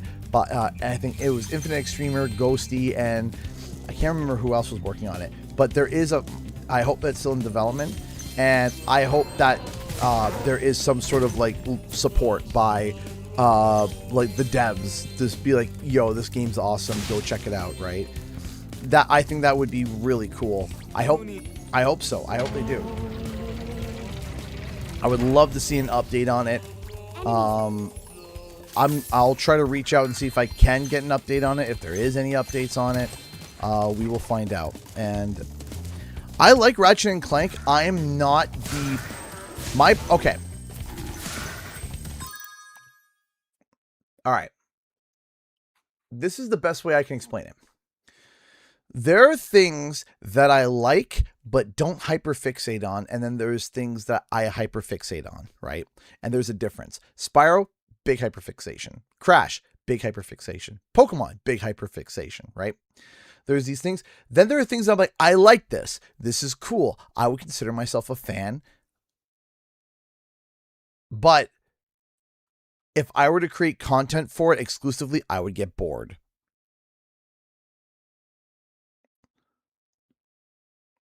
Right?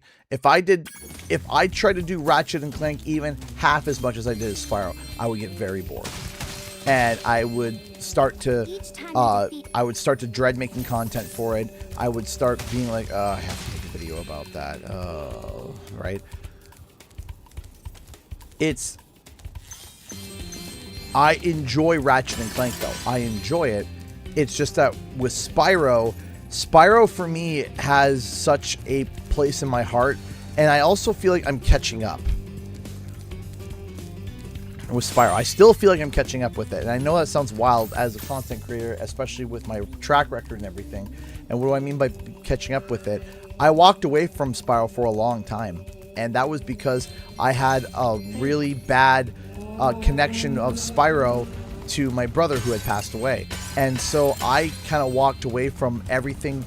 I was to a point where it was, okay, no, I'm not playing anything from the PlayStation 2 or it was at the time, it was the PlayStation 3 era. And it was just like everything I played was the PlayStation 3 era. I was not touching any of my old games. I didn't touch any of my old stuff. I refused to play it.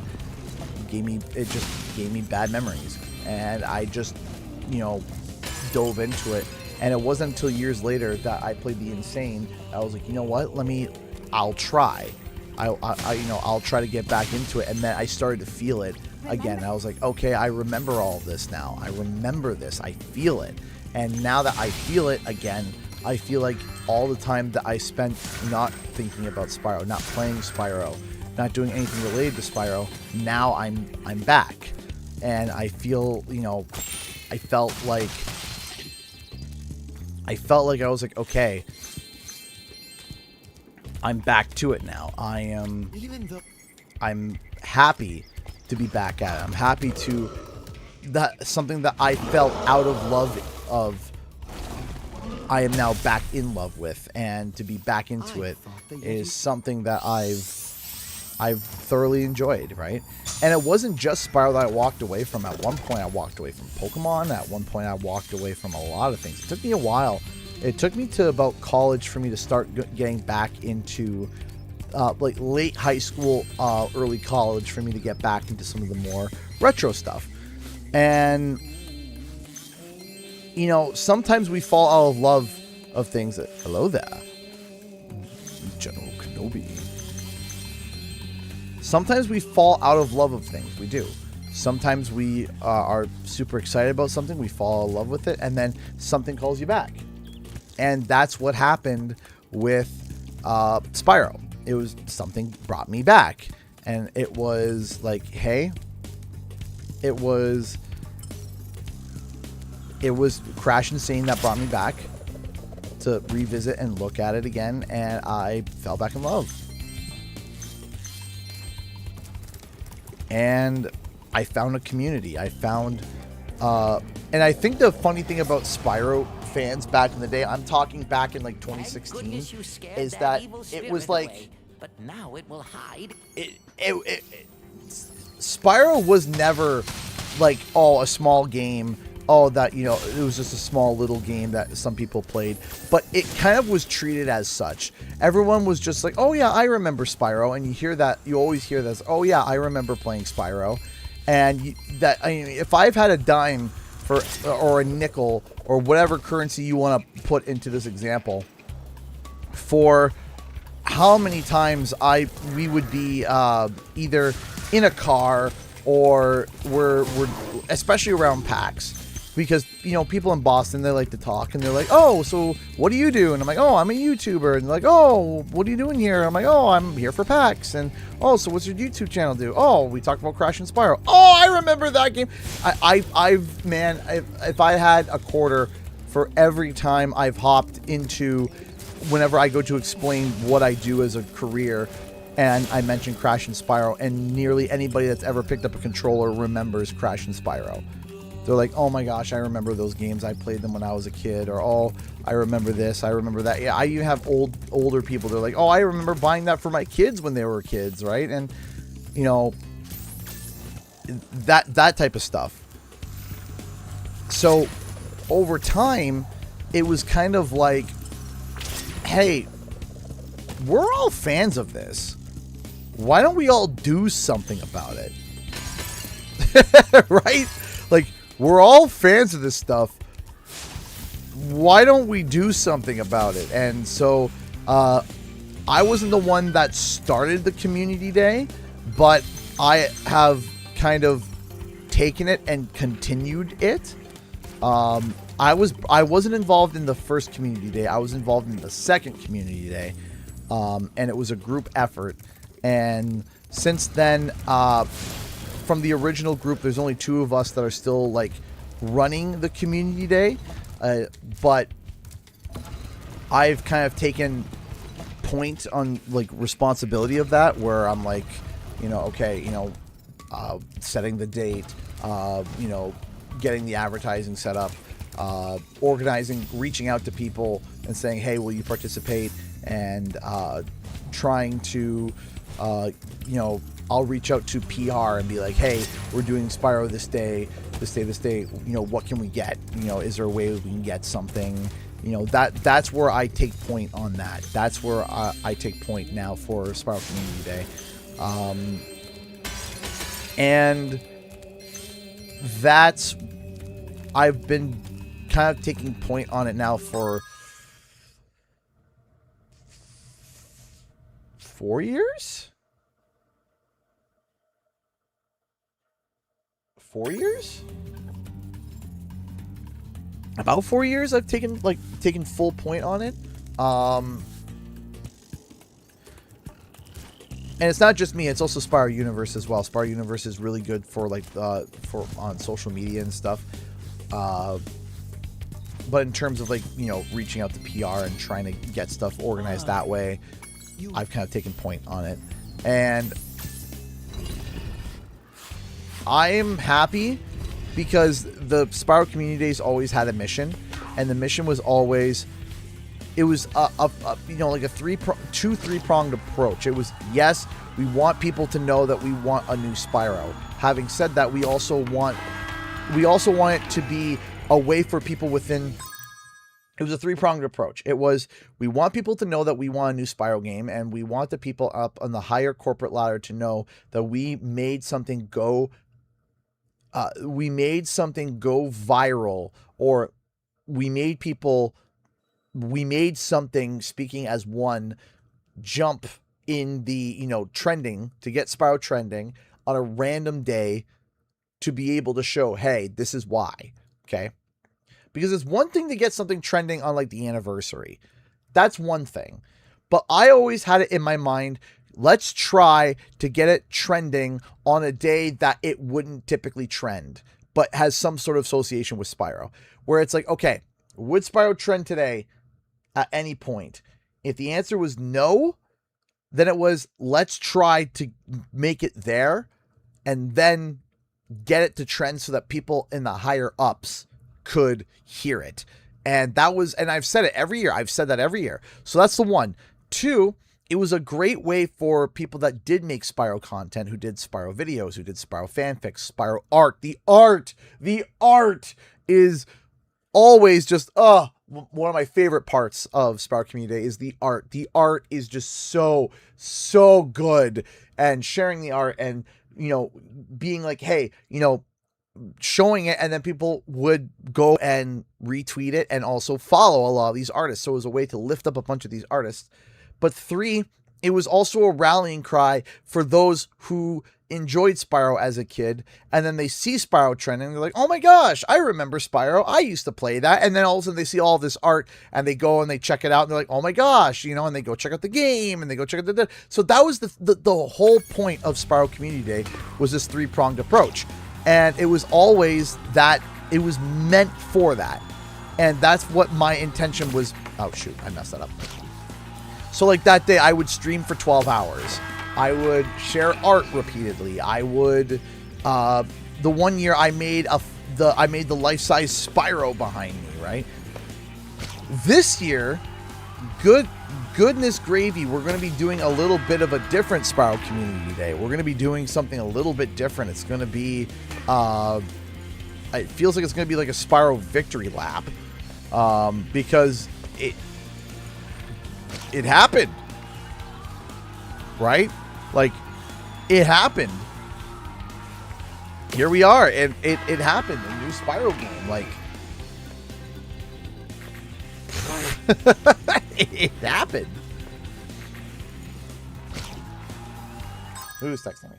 And I'm thrilled. So it's kind of like, okay, now it's time for, well, it's gonna be like, well, we got it. Well done. Have it. Has anything been released indicating Stuart Copeland is part of the music for the new game? There have been teases. There's been teases.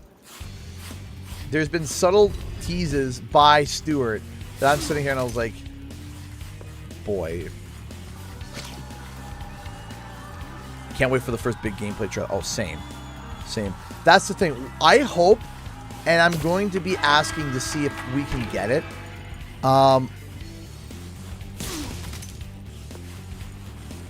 I like the graphics of the Reignited trilogy. I really do. I like the graphics. I think they did a really good job.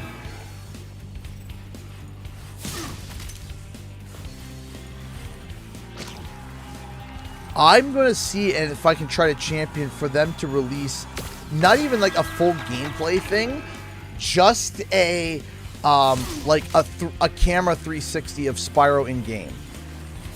That's it. Just him standing there and like idle animating. Just that's all I want to see. I want to get a social media post of that explicitly. There we go. Ring around the rosy. We keep doing the same thing. There we go. Because I want to see what he looks like in game. Because you got CGI, and again, some games and some models don't translate so great to CGI. Sometimes they translate better than the in-game. Sometimes the CGI looks better than in-game. Sometimes the CGI is just as good as in-game. And I want to see, like, okay, is there anything different? Well done. Have this. If you stare at it long enough, you might not see anything. Camera rotating with Spyro idle with different backgrounds. That would be great. Yeah, that I would be so happy. I would be so thrilled about that. Like, just that's it. That's all I want. That's all I want. I don't need anything else. Just release a 7 or 8 second of a rotation of Spyro, him idling, being super cool, super Spyro, super awesome, and post it on social media. And I want to see his face. I want to see his tail. I want to see his butt.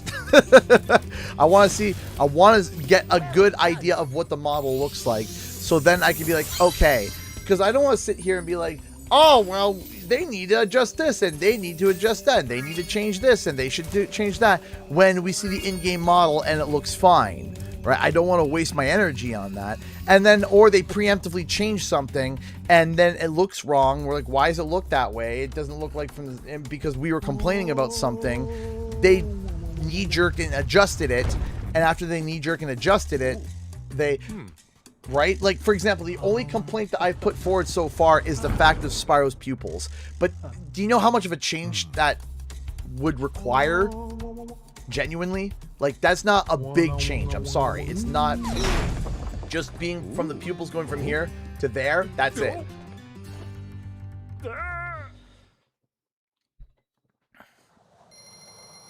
The first gameplay trail is going to be wild. Yeah, that first gameplay trail.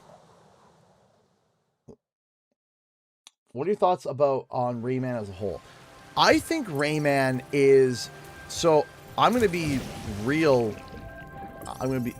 I'm going to admit something. My first Rayman game was Rayman Raving Rabbids, and I know a lot of people. I can hear the groan from here. Rayman Raving Rabbids back in the day was really fun as a kid. Probably, I would probably play it with my kids as well. But that was my introduction to Rayman. Was Rayman Raving Rabbids. And it was bought for me. I didn't even ask for it. My mom bought it for me because my mom has the best sense of humor ever. Saw toilet plungers on the cover, said that's funny, and bought it for me. So I was like, okay, sure. So I had no idea what to expect. I really enjoyed Rayman Raving Rabbids, which I thought was, hilarious. I played a bit of Rayman. I never played Rayman 1. I've played a bit of 2 and 3. And I've beaten Legends with my wife. Legends is a lot of fun. I did enjoy Legends. Like I said, I have a very mild sense of 2 and 3, not very much. But I do enjoy it. I always get so confused on which version to play. That is something that does overwhelm me, where I'm like, I don't know. Is there news about a new Banjo game? Unfortunately, not yet. However, actually, no, I lied. There was something subtly said that there was a new person that they hired. I think his last name was Ball. Michael Ball or something Ball. I can't remember his first name. Forgive me.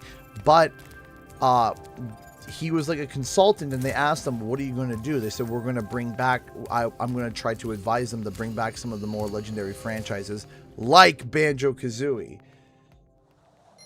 So, that's something that I'm like, okay, that's, that would be really cool.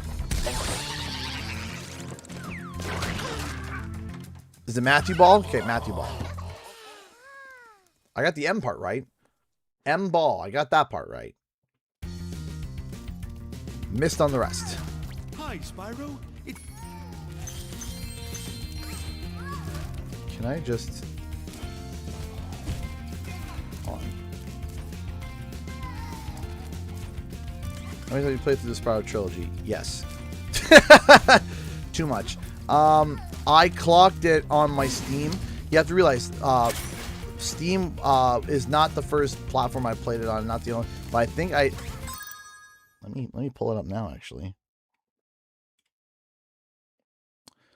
According to my Steam, 760 hours on Steam alone. That's not including the PS4 version.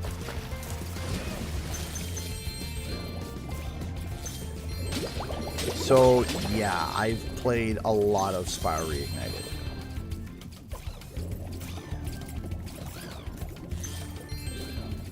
Also, in my defense as well, I have the platinum on. I do have the platinum on, of course, on the PlayStation. I haven't gotten the Steam achievement yet, though.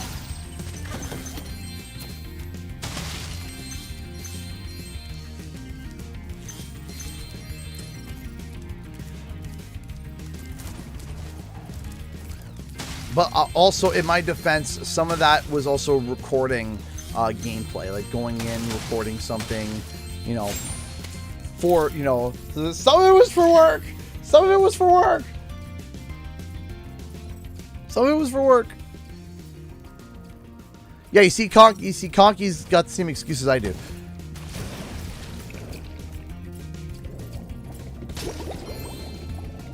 I'm not sure I'm familiar with retro achievements, but I feel like it's a just by winging it, that it's like an emulator based thing that tracks achievements for PS1 games. Is that about? Yeah. Also, what about the times that I forgot to turn the game off because I ended stream, I was tired, I went to bed, I came back and found I left Spyro on all night. That happens too, right? So I mean. So we'll say 700 hours. Yeah, I know the show. I'm familiar with it.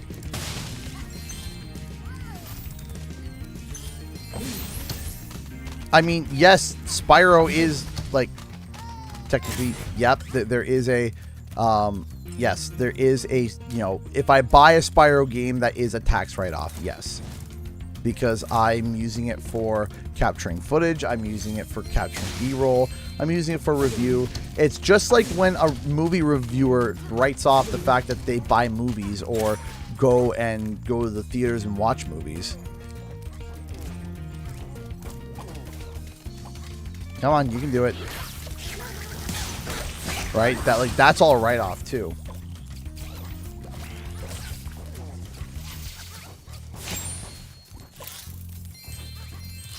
That's how that works. That's how, you know, technically being a contractor / business owner, that's how it works. That's how it be. The water workers have...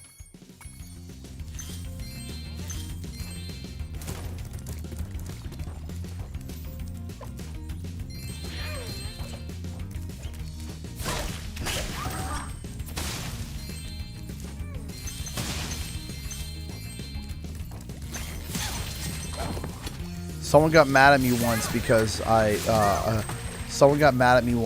said I was writing on my PlayStation 5. And like, what do you mean you're writing off your PlayStation 5? You can't do that. I'm like, yes, I can.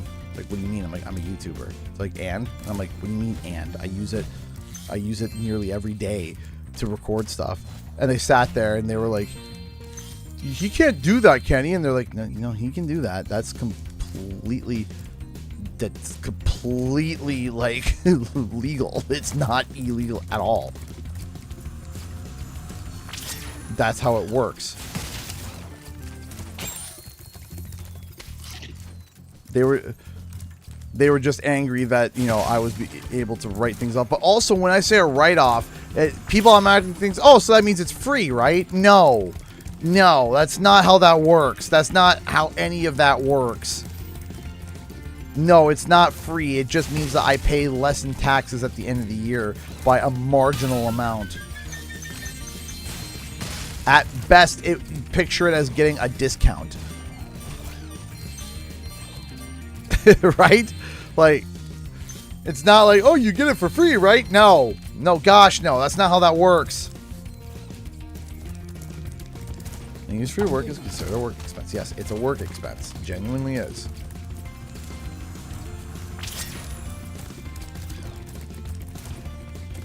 It's a discount on your taxes.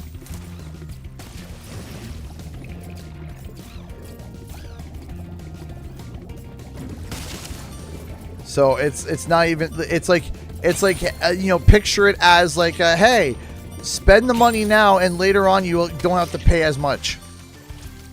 That's how that works.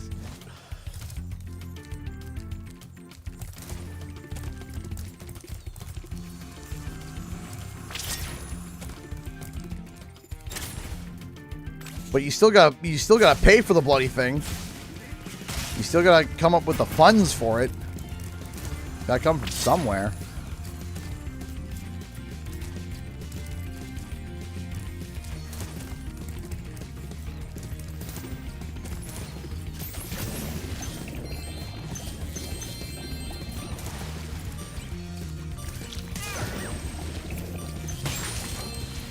There we go. Most impressive.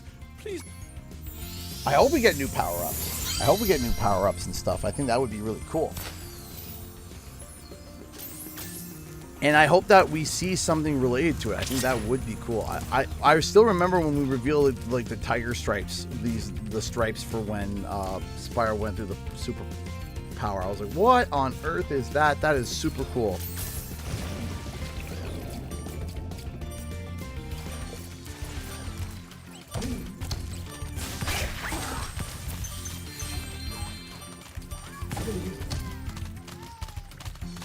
Come on.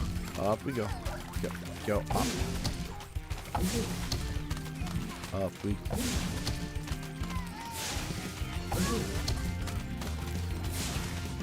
go.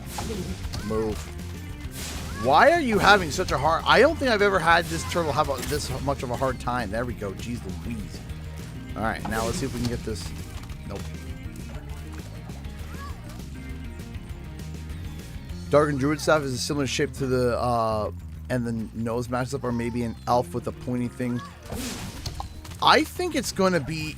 It looked kind of decrepit. It kind of had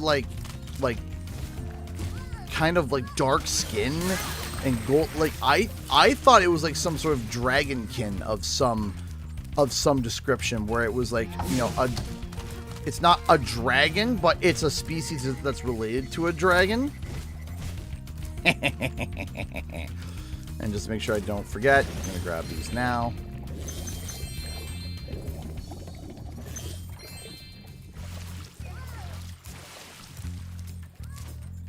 Your turtle friends will make a very good soup if I can catch them. Your turtle friends. If you like, but I'm feeling. I still think it's funny that there's been a.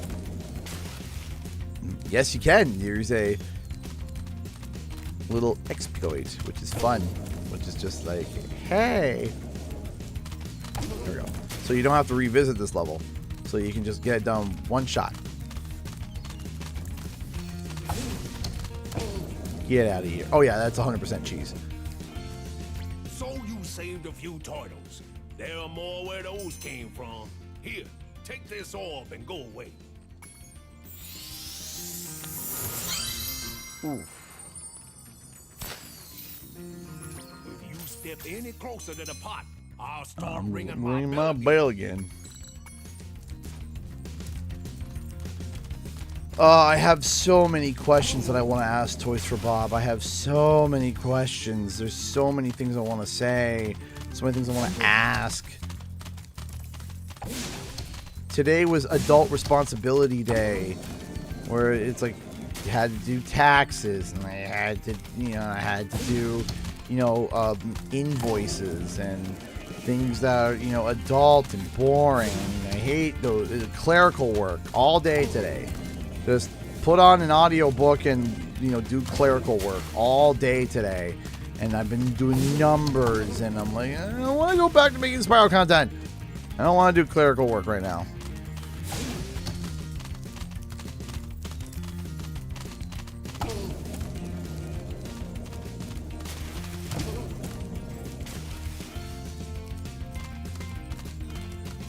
I'm glad, too, that they got rid of the fixed camera, but I wish they made the challenge a little bit harder, because part of the difficulty of the original challenge was the top-down camera.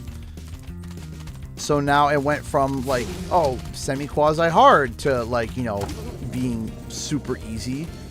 And I wish that... Rats, you saved every turtle on the beach. Here, take this. I was gonna use it to buy potatoes, but now I don't... See, I don't mind doing paperwork.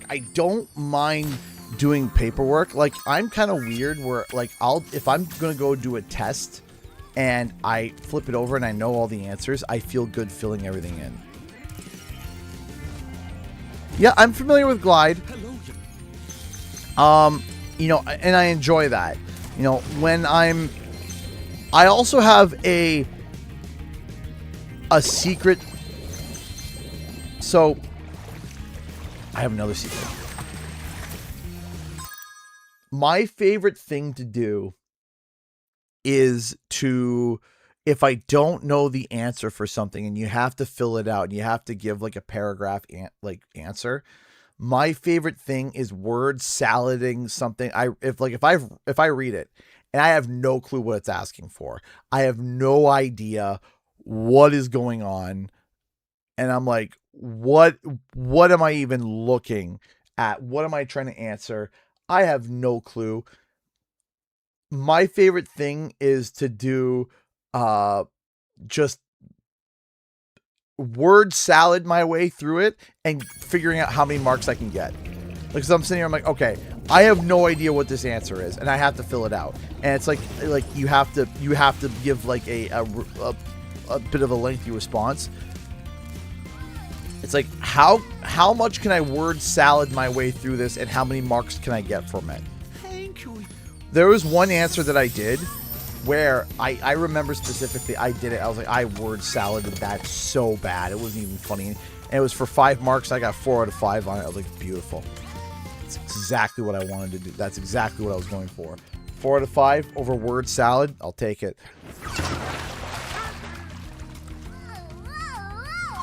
So excited for the new Spyro and how TFB wants to connect with the community. Yes, already they're posting stuff. They're already posting stuff. They're already doing a whole bunch of stuff, and I'm excited. And also, too, I just didn't even think about this till now. What about the post-launch content, right? They could sit there and be like, hey, we could do something really cool and add more stuff to it, right? That would be awesome. Excuse me, yawning. That would be awesome. Like, legit, that would be so cool. DLC, new islands, more stuff. Let's go.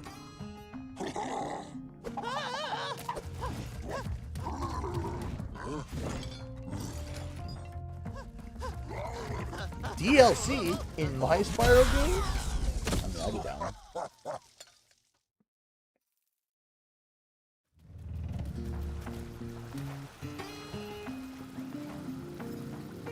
If there's like an end game hard mode, that would be cool. A new game plus. Give me more ways to play my baby boy, okay? I haven't played Dusk Fade yet. Maybe that'll be a game I try next week. I've been keeping an eye on that. That game does look fun. But give me my baby boy.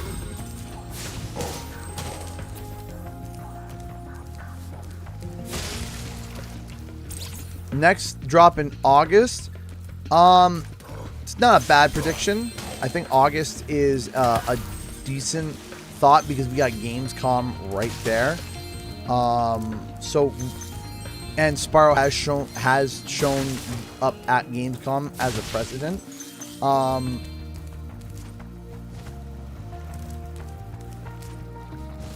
My only thing that I'm thinking about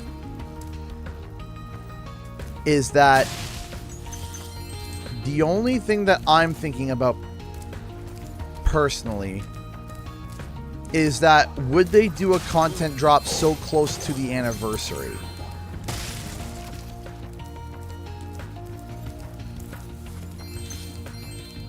Where because Gamescom's in August, wouldn't it just be better to wait until the anniversary? Because I think they should post something in September. There should be something posted in September, right? And because especially it's early September, I'm sitting here and I'm like, you know, if they do post something in August, would they post something in September?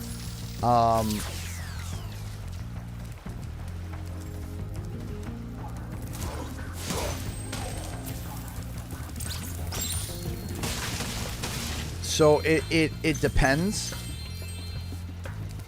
What order you think you want to play the games at? The Spyro game? Well, I'm playing through Reignited right now, right?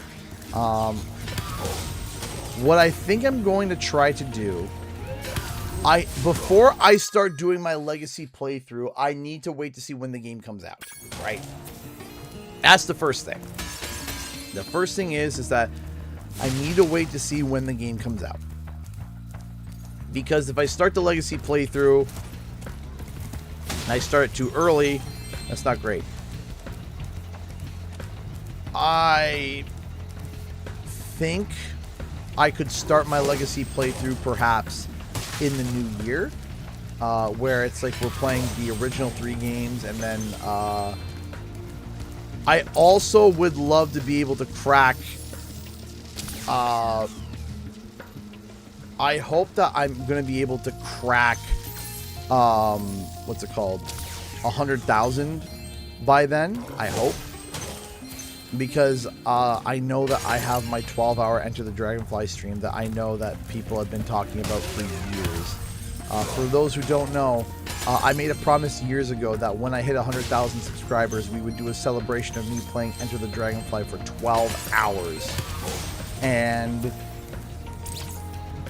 the thought would be at the end, I would open up my my YouTube plaque at the end, and that would be like, it would be nuts, and that I would be playing the game, and that after I was done, you know, even if I 100% the game after 12 hours, I have to restart it again. Right, because everyone knows that I just love Enter the Dragonfly.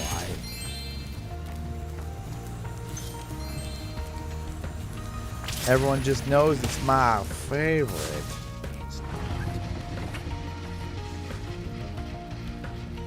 But when we hit 100,000, so if you want to see that, you want to support the channel, you can click subscribe.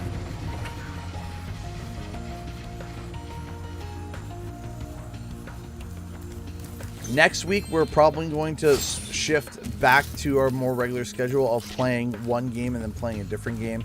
But because this was the week that Spyro was announced, kind of doing, I don't want to say a victory lap, but it feels like a victory lap. It just feels like, you know, celebratory. Because, you know, it's Spyro, because, of course.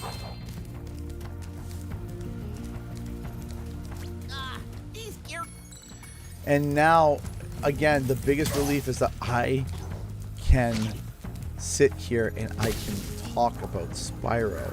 I can speculate about it. I can talk about what we could see without there being some nosy moron sitting here being like, in my chat all the time and telling me about, you're like, stop talking about it. Oh, the relief. Now I can talk about it freely.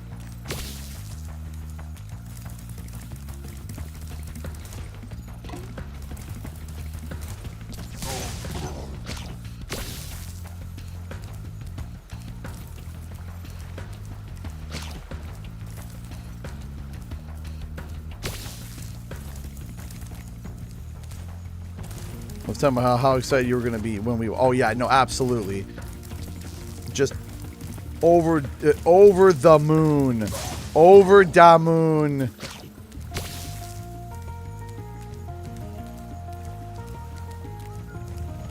Do you know how hard it was, though, to sit there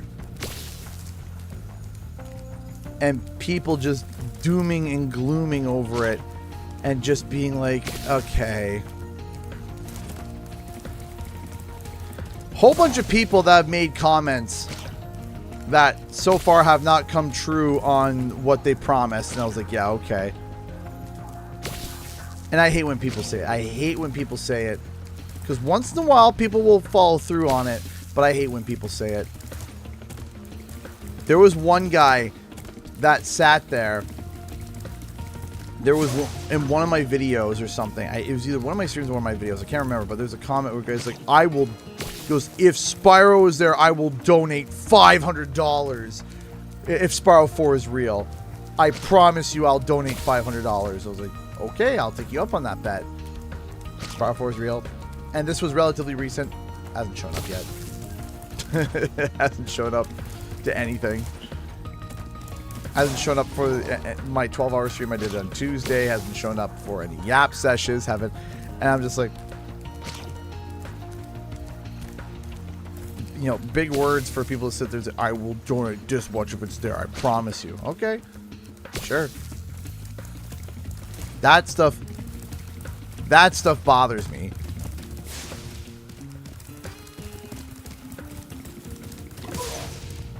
Because it's like, why say anything?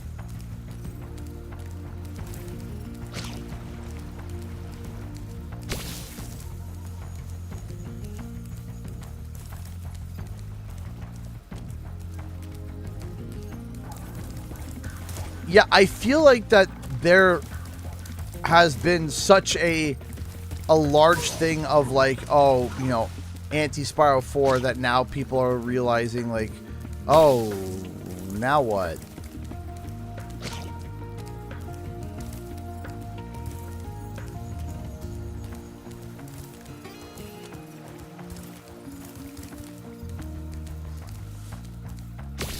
Yeah, don't go to Twitter if you're excited for a video game.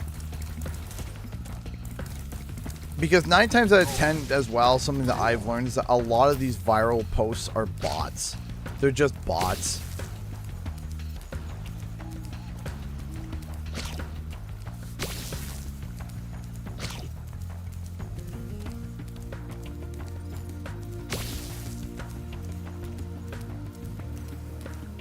And now all of a sudden, here's the thing, is that everyone was doom and gloom, doom and gloom, doom and gloom, doom and gloom. All of a sudden it's, hey, Spyro's back, guys. Yeah. And I'm sitting there, I was like, man,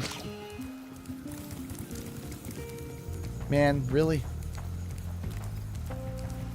The thing that, you know, you guys were yelling and screaming at me for, and the things that were getting 300-400 plus upvotes on Twitter for saying, you know, and then again, people are like, oh, a broken clock is right twice a day. I'm like, oh boy. Thank you, Spyro. I love that saying. I love that saying.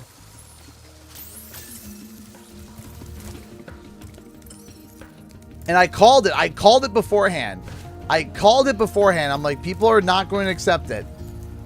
And while granted, there have been more people that have come out and apologized directly to me than I expected. I will say that.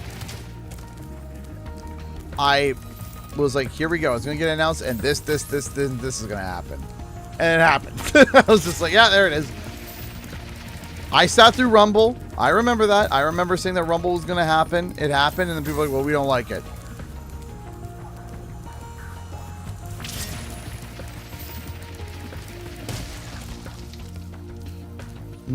And now there's a mass deleting of comments on my videos of people that were saying like, oh, you know, you don't know anything, you're a liar. All of a sudden, they're gone.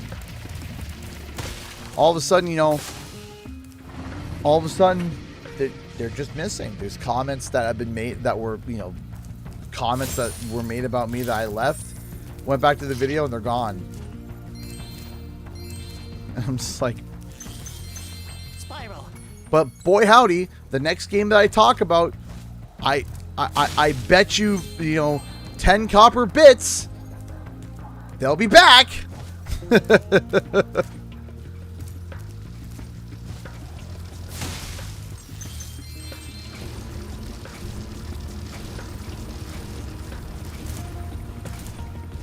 Like, boy howdy, they're gonna be back.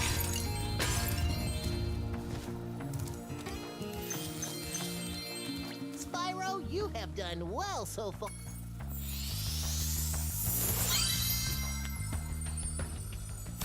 The next glides get tricky. You'll have to use your hover. Remember?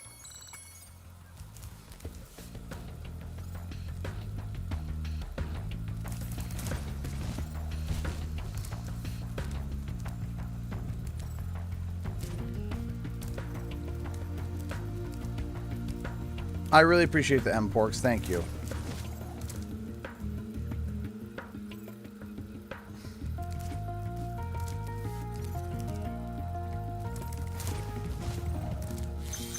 I don't know what is up with some people. I don't understand what is up with some people and their attitudes towards me, because they're like, oh, you know, you clickbaits.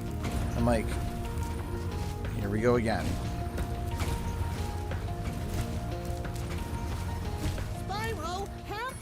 Yeah, Reddit can be a hard pill to swallow.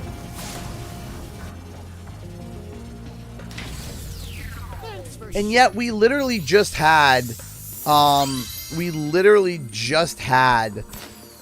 a post that just came out that said that, yeah, all the support and the continual fan support from over the years is what made them bring Spyro back. Yeah, I sat there and I thought to myself, oh, so was it the support of people saying that there's no Spyro 4? Do you think standing there and pounding and saying there, stop talking about it, it's never going to happen? You think that that's...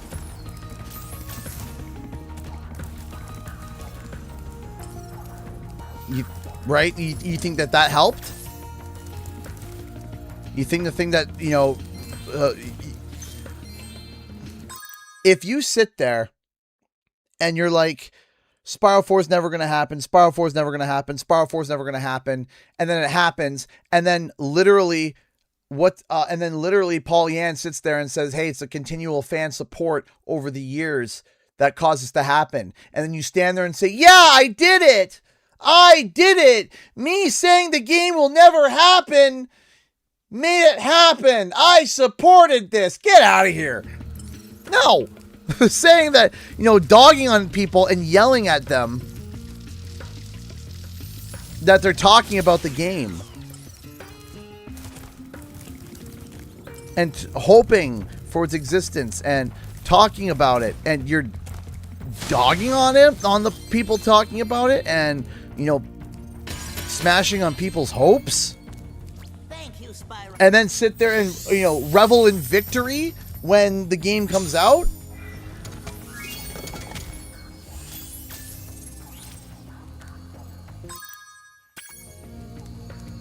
That's what I have a problem with, especially.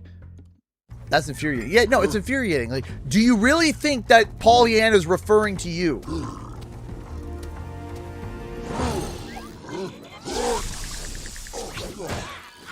Do you really think Paul Yan is talking about you? When he says that there have been fans chanting and wanting this game for years, and we went to Xbox and got it approved, and that part of the reason why the game got approved is because of the continual fan support? You think you standing there and pointing and laughing at people talking about the game is what made the game come?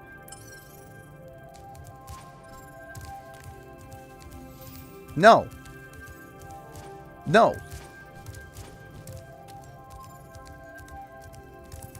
If anything, your negativity is what caused a potential hole in the ship that could have sank for this project.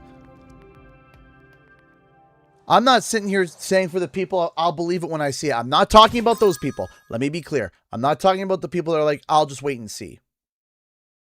I'll just wait and see. That's fair. That is fair. But for people to turn into dog and get mad and to put down people talking about it, to put people down for talking about it, to put people down for wanting to speculate, for wanting to theorize, for believing that it was real, to do all of that, you think you were a part of this? That you had any part of it? For you to sit there with your arms raised thinking, yeah, guys, we did it. No, I'm sorry. Where were you?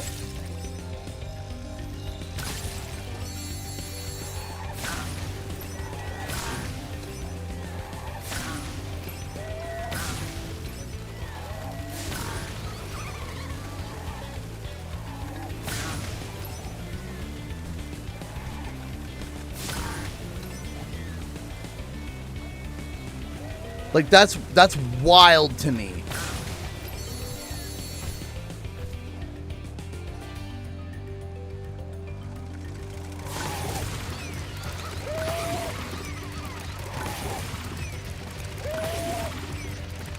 The believe it when I see it crowd, fine. That's not a hot take. But for the people that were trying to spread negativity about it never being real, and then stand there and then, woohoo, we did it, guys. Yeah.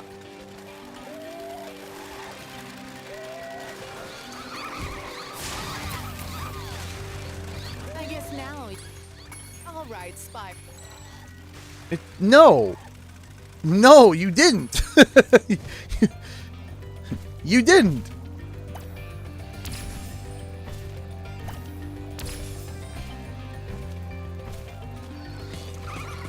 You don't have to dim someone. Yeah, exactly. You don't have to dim other people's light. If you're like, hey, they believe it, okay, right? Do you know how many times I've watched a video when it comes to evidence about something, whether it is about Spyro, whether it is about Crash, or whether it's about anything else, okay, where I watch it and I'm watching the evidence and I'm like, this doesn't really add up to me. Doesn't really add up to me. You know what I do? You want to know what I do? I turn the video off and I walk away. Because people want to hope in that. Okay, sure. It doesn't make sense to me. I don't necessarily agree with it, but they want to do it. So, okay, sure. If that's the reasoning, sure. Right? I don't agree with the reasoning. I don't understand it, but I'm not going to sit here and start dog walking them.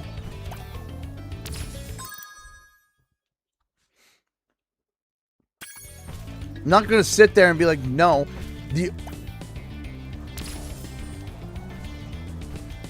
because it's like, okay, but no, there's these people that are like, no, we need to shame them out. We need to make them feel terrible for, you know, being, for doing this. We need to make them feel bad.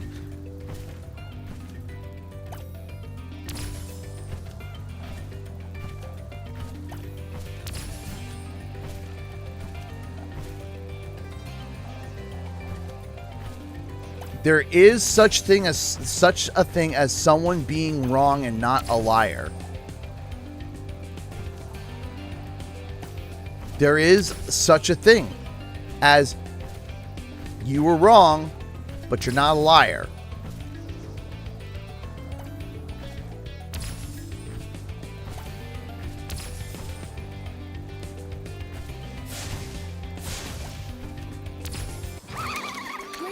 Spyro. It's this, hey, let's, you know, not have any. I can tell you what it is.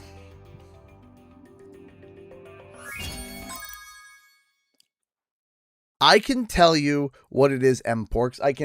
Because there is a psychology to this, okay? People have been let down in life. They've been let down, okay?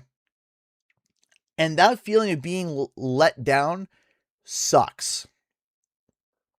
That feeling of being let down sucks. That feeling of having hope and it being squandered, it sucks. So what they want to do is they don't want to feel hope anymore because then they don't feel that suckness, okay? But when you don't feel hope, you don't feel that happiness. You see things, everything in a negative light. And here's the thing. Let me tell you a story, and it sounds completely wacko, but just bear with me for a second. And I watched it and I witnessed it. It sounds like I'm going off on a tangent, and I am, but it comes around and makes sense. My wife and I went to go and see a show. We went to go and see Walk Off the Earth. And we got there and we sit down at our seats, and we were really pretty close to the front row. We're not at the front row, but we're pretty close. We're like 2 or 3 seats back from the front row. And there was somebody who was sitting, you know, 2 rows up, and they, you know, you're overhearing everyone talking, and we were all kind of chatting. And the one guy's like, yeah, we got these tickets. He goes, I'm okay. Like, I'm an okay Walk Off the Earth fan. He goes, but we won these tickets, front row, and my wife's a big fan. So we decided to come. Okay. And they said at the end of the show, they're going to give a signed ukulele, and the ukulele has, you know, all the band signatures on it. So partway through the show, I look over, this guy's jumping. This guy is standing on his feet, losing his mind, having a time. Doesn't this guy get this ukulele? And doesn't this grown man start sobbing and crying because everyone's having a good time? Everyone is smiling. Everyone's singing. Everyone, like the visuals are really cool. They have, you know, there's some bouncing balls in the audience that we're tossing around. It's great energy, great show, everything you could ask for. Okay. And that guy afterwards, he got the ukulele, was sobbing and crying. Yet, not 2 hours ago, he was saying, oh, yeah, I'm an okay fan, I guess. And now the man is sobbing and crying while getting a signed ukulele. Okay. See, when you are in a group of people, okay, there's an energy. There's an energy.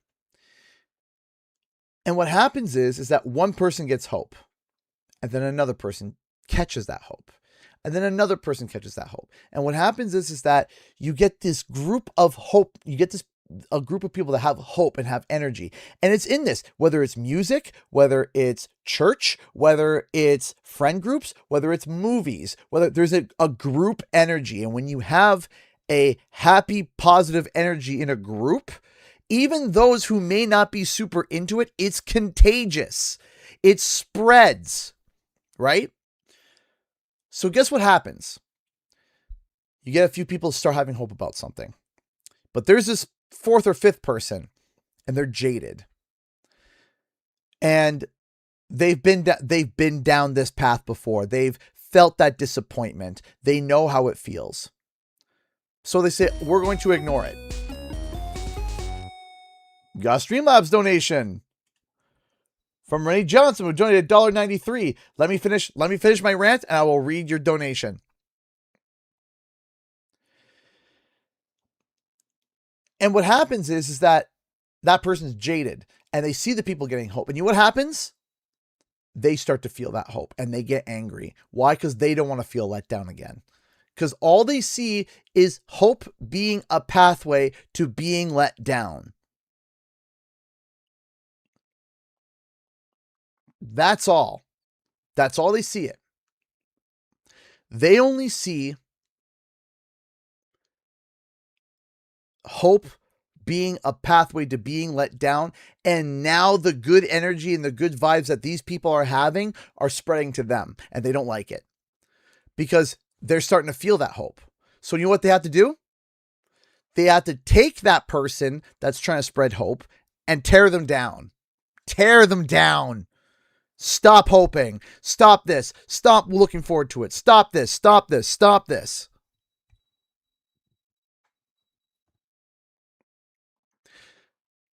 Because they feel it and they sense it. And it's easier to be in a group of friends and people when you're all feeling miserable. And then when one person gets this spurt of hope, they want snuffed. Because they don't want to have hope. Because if they have that hope, or they need such an obnoxious amount of evidence to the point where, and even sometimes when that evidence has been put in front of them. And you know what the thing is? Bad vibes spreads too. Not just good vibes, bad vibes spread as well. Where if you're sitting there, you ever go to a party or you go to a friend gathering or you go to a whatever, and it's neutral. Everyone's happy. Everyone's okay. And maybe there's one core friend that seems off. One core friend that seems off. They seem grumpy. They seem angry. They seem antsy. And everybody notices. And everybody's like, what's going on?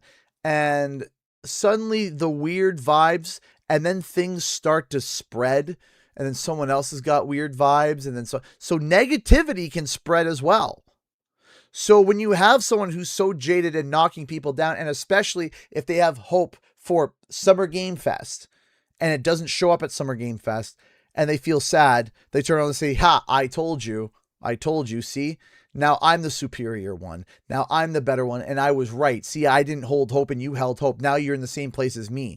Now we're both in misery. Ha, see? But I'm in less misery because I didn't have hope. But here's the thing. And something that I've learned in life, for me personally, is that you need to be able to be strong enough to take those moments of being hurt, to be able to enjoy the moments of being happy. Because let me ask you something. To all those in chat who held out hope, to everybody in chat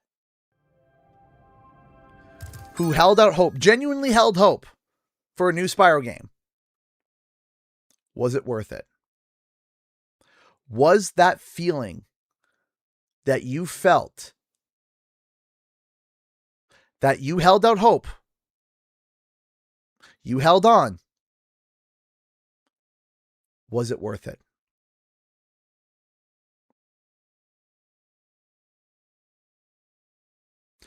Turvey! Been a few days since the announcement, but I wanted to send us a token of appreciation. Thank you for keeping the torch lit all these years, for never losing hope and giving me mine. Let's hope together that this will go realms beyond. Thank you! Thank you so much. That is incredibly kind of you. Thank you, thank you, thank you. Thank you so much. And thank you, Ray Johnson, for the $2. Hey, CG, thanks for keeping up the faith and hope in Spyro for us. We believe in you. Gotta believe. On Spyro 26, I saved up and finally bought a PS5 just for this. I never lost hope. I wonder if there will be speedways in this new game. Thank you so much. Maybe time trials. So here's the thing. That feeling that you felt, you are going to remember that feeling for the rest of your life. You're not going to remember as much. You'll remember it in fondness of like, oh, I remember we thought it was going to be here and it wasn't there. And oh, I thought it was going to be here and it wasn't there. And oh, I thought it was going to be over here, but it wasn't there. Tell me that was not worth it. When you saw that game pop up,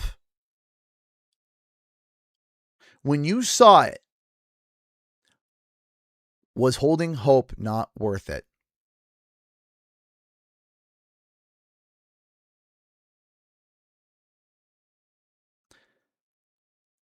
I would say it was worth it. I would say it was worth it. It was exciting. It was exhilarating. It was a feeling that you will never forget. You will never forget that for the rest of your life. You will sit there and you will remember this moment. You will remember that moment of it being real. It will be a core memory in your brain. You say, remember when Spyro A Realm Beyond came out? We held out hope for so long.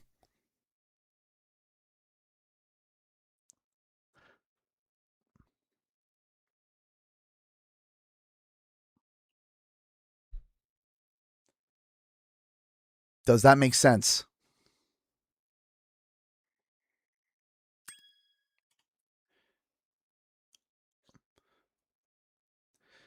And you see, here's the thing.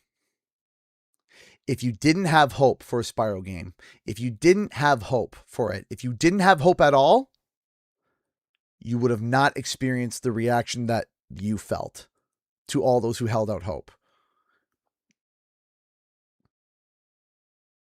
You can't have a furnace increase in temperature where there's no fire. There has to be a fire of belief there to begin with. And if there's no fire of belief, you can't get fervent. You can ignite afterwards and turn it up and get excited, sure, as we build up to it.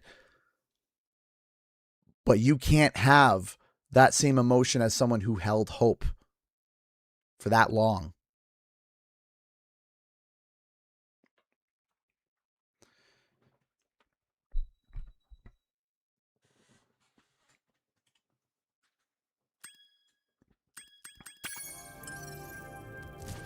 In fact, if you were one of the people that sat there and said, oh, sat there, it's not happening, it's not happening, it's not happening. You know what happens? You feel like you have egg in your face. So what can you do? What can you do to make up for it? Looks terrible. I hate it.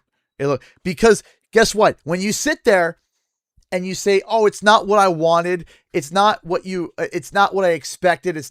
Listen, you can't sit there and say it's not what you expected when you didn't expect anything to begin with. So when people sit there and say, oh, it's not happening, stop it, and then it gets announced, and then say, well, it's not what I expected, so I'm not happy about it. You didn't expect anything to begin with. So I don't want to hear that it's not what you expected. I don't want to hear any of that. I don't want to hear that because you didn't expect anything and there was something to begin with. So sit down and enjoy the ride.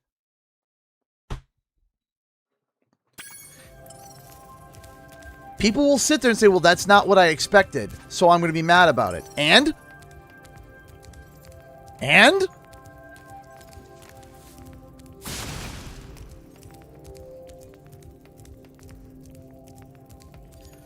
Say, Spyro, you see... It's not what I wanted. No. You didn't want anything. Because you sat there and you shot people down for wanting something. You shot people down for believing in something. You didn't want it. So don't sit there and say, oh, well, it's not what I wanted. No, because nothing would have made you happy. Nothing would have made you happier than to be vindicated and you being right about there not being a game. That's the only thing that you wanted. You wanted to be vindicated and right about being right about there not being a game. And now you're standing there with a big ol' eating crow pie, and instead of being like, okay, you know what? Fair, I was wrong. Which I will go on record and say there have been many people that sat there and said, you know what? I was wrong. And you know what? Kudos to them. Kudos to someone to sit there and realize, you know what? I was wrong to suggest that. I was wrong to think that. I was wrong to... Perfect. Fine. That's okay. I'm talking about the people that sit there, don't want to, you know, sit there, and then all of a sudden, they're miserable, they're angry, and then all of a sudden the game comes out, they're like, well, it's not what I wanted. You didn't want anything! So, I will steal something from the French. Family Bush, s'il vous plaît.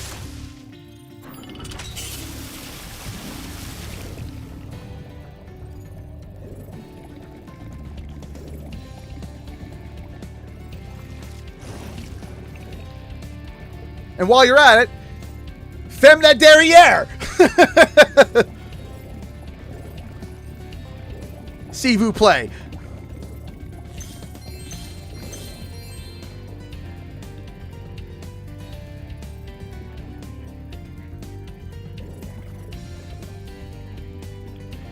Yeah, no. I'm talking about people that were, you know, purposely putting people down for believing in it.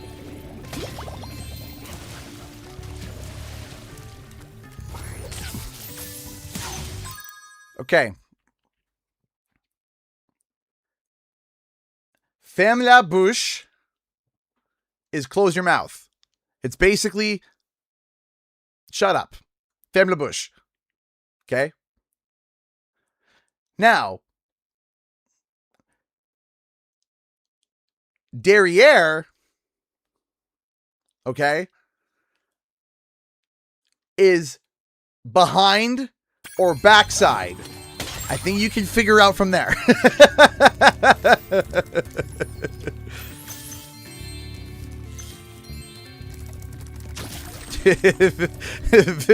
Victorian, that is butt.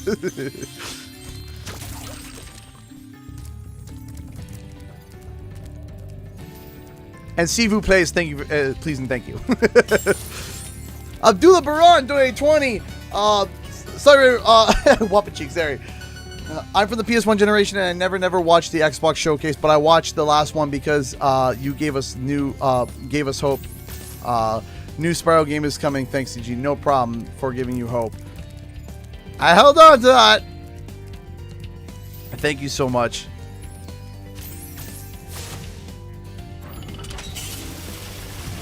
So yeah, no, I am not. That's Chris. I don't know why I play it sooner. Now I'm ready for it. That's awesome, Sonic. I'm super excited. I cannot wait. I cannot wait for you to join in. Thank you, everyone, for your. Where did the crab go? You have relatives in Canada. Oh, that's awesome. What am I getting? Okay, this crab just there we go. Thank you. Jeez Louise. Glitchy crab. Thank you so much, everybody. I appreciate it. So yeah, that's where I am. This is where I have a problem. If you disagree with findings, that I don't have a problem. I don't have a problem if you disagree with findings. I don't have a problem if you don't want to get yourself excited because you're like, you know what, I want to wait. I'll wait and see, and we'll go from there. You know what? That's fine. I get it. That's a-okay. But when other people are getting excited about something and all you want to do is shut it down and shoot other people's hope down, and your reason, and you don't even listen to the reasoning, you don't even sit down and understand it. Come on. I'm also streaming on Twitch right now. Yes, simultaneously. We got it working. We got the Twitch stream working again. Took a little bit, but we found something that worked because I didn't want to rely on a third-party server. Because I've had my whole stream go down because of a third party. So I'm like, well, now I'm relying on my internet, I'm relying on YouTube, and now I'm relying on a third party all to act nice and act good together. And if one of them goes down, then the whole stream goes down. And I'm like, no, I don't want to. No. Oh, and also my computer. So you have computer, internet, third party, and and YouTube. So you got 4 things that you're relying on. I'm like, man, you have to have all 4 things to go right for you to be able to stream correctly. And if one of those things go down, the whole thing goes down. So I wanted to eliminate at least one of those. And that was the third party stream. And I wanted to be able to stream directly from my computer to both without me requiring a third party. And lo and behold, here I am, streaming on both now. Hi, Spyro. It's a You must be tougher than you look to get here. It's called the ATUM.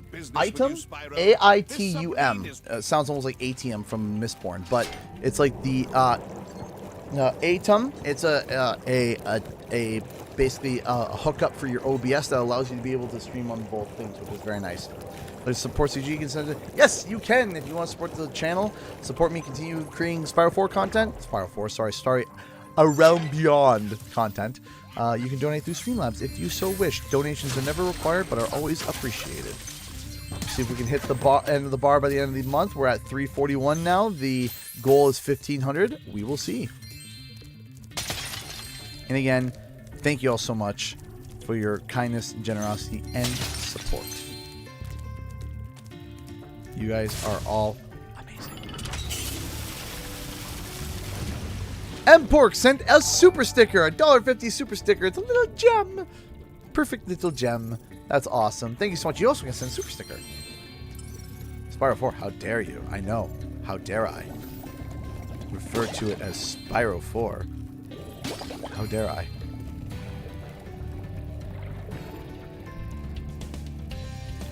Also, like, yes, there are some semantics. They're like, you know, it's not Spyro 4 technically. Like, get out of here. Just get out. Get out.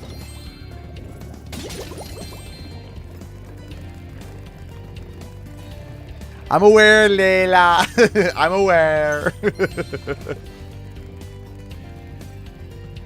I will donate $100 if you use the Teen Spyro mod and I'm not playing. You for real, for real?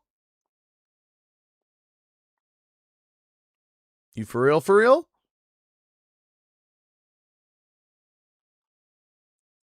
Because if you're for real, I'll do it. All right. All right. All right. Hang on. Bet. All right. Bet. Hang on a second. We got 5 bits from Rory Rash. Thank you so much.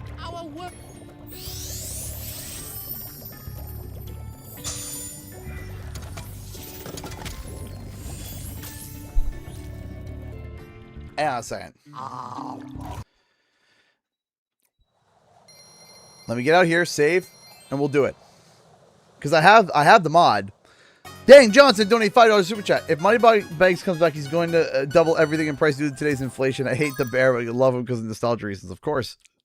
Of course. Thank you so much for the $5. Dang Johnson, I appreciate that. Give me 1 second and I'll get it set up. If you can donate through Streamlabs too, that would be preferable. If you can't, I understand. 1 second. I just gotta go and find it. I have it.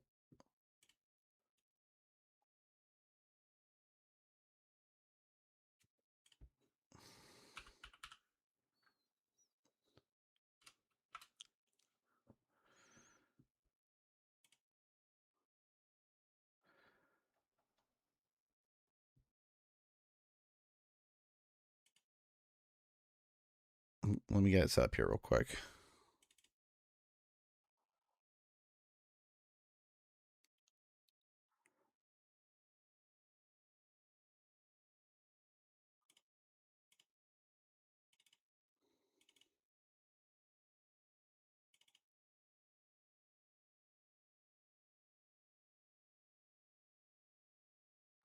I had it downloaded and everything. Let me double check my folders. If I can't, I'll go download it again.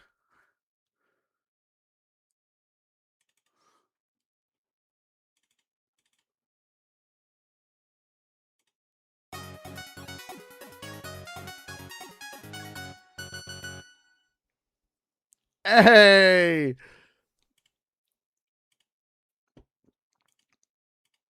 Thank you so much, Crystal. Why is it getting... Crystal Creature Tattoos who donated $40 to Super Chat. I want to say thank you so much for always believing in the Spyro and always keeping us informed. I take you to tweet and message you about joining the Spyro Collectors Discord I am in. I hope you will join us. Ooh. I may have to just do that after the stream. Thank you so much for the $40 through Super Chat. Thank you so much. I appreciate that. Hang on a second. Thank you, thank you, thank you. Yes, I do. I would love to be able to grab that. Because I do have a small collection, I would say. All right. So I can't find the download that I had, so I'm going to go and re-download it real quick.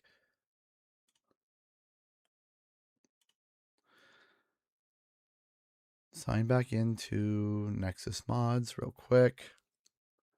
Thank you. And yes, I love your work, by the way. Your tattoos are absolutely amazing. I love all the stuff. Oh, we just got a $5 Streamlabs donation from, is it Gilligan? Gilligan. I'm sorry if I'm mispronouncing it. Hype for your coverage of the game. Have a coffee, soda, tea, whatever you fancy on me. Aw, thank you so much. That is incredible. Thank you so much for the $5 over on Streamlabs. I appreciate that. Thank you. Thank you. Thank you so much. Right. So do we want the Golden Spikes pack as well? I am so excited to be able to cover this game. It has been a hot minute, and I am so excited to be able to talk about freely without feeling the need of like, oh, people are going to be mad at me. No, I am free. I am free. I am free.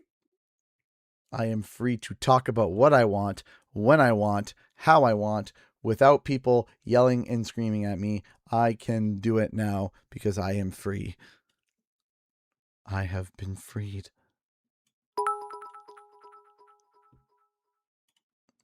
Thank you so much for the 100 bits, Rotary Ash. Thank you so much.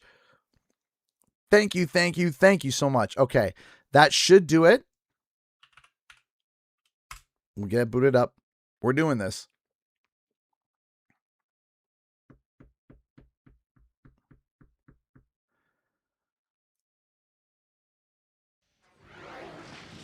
You're not going to see it for a second because for some reason my game always opens up on this screen.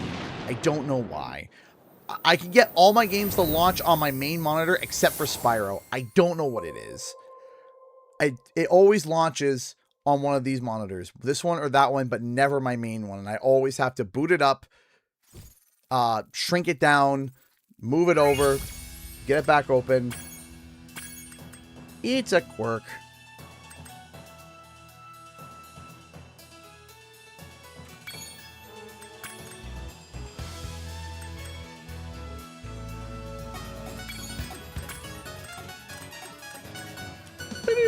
All right.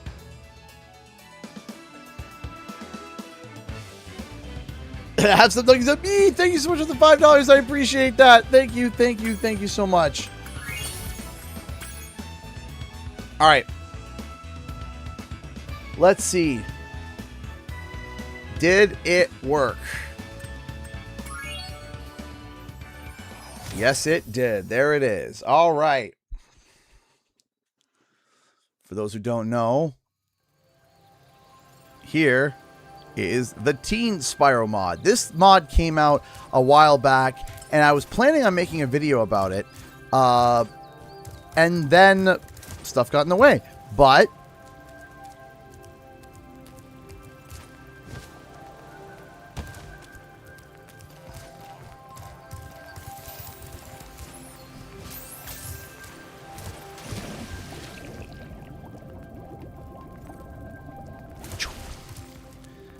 I'm assuming this is the mod that you were talking about.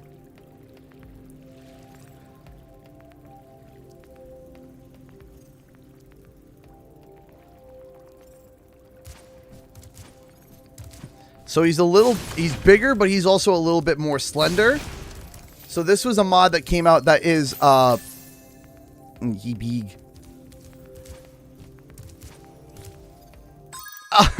Okay, that's fine. Ah, Victorian! Donated $120. That is awesome. Thank you so much.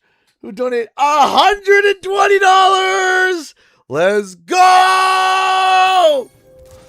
I tried to do this with Streamlabs. Oh, I'm sorry, but it won't let me in. But let's go. Spyro Future represented. I am a woman of my word. I am very happy that you are a woman of your word. Thank you so much. Let's continue the rest of the stream with this mod on. Thank you so much. I appreciate that. You are super cool. You are super awesome. Donation of the stream so far, $120. Thank you so much. Let's go. Let's go. Hey, Midas. The funny looking guys. Thank you. He looks so... I really appreciate that. Thank you.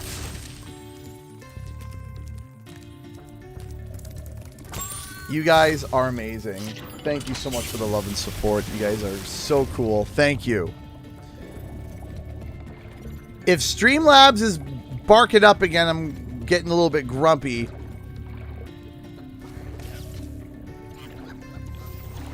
I know a lot of... Scarf is an interesting touch. Yeah, it's based off of Nick Cole's design that he had made. This was like when Spyro is getting older and older, and it's super cool. How have you been, Midas?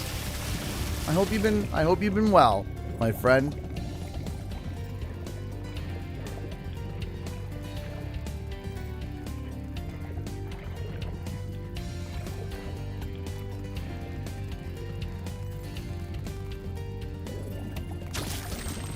Hey, Lord Bugs, how's it going?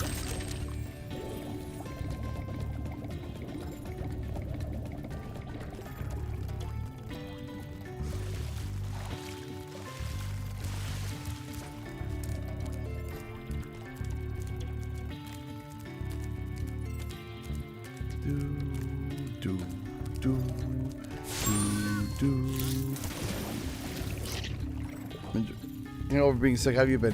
Yeah, I get that feeling. I feel like I'm constantly just getting over being sick. Happens all the time for some reason. Falgon donated $5. Thank you so much. Testing. It's a good year to be a Spyro fan. Thank you, Falgon, for the $5. I appreciate that. Why is it? Why is Streamlabs being funky with some people? Well, Falgon, I appreciate that.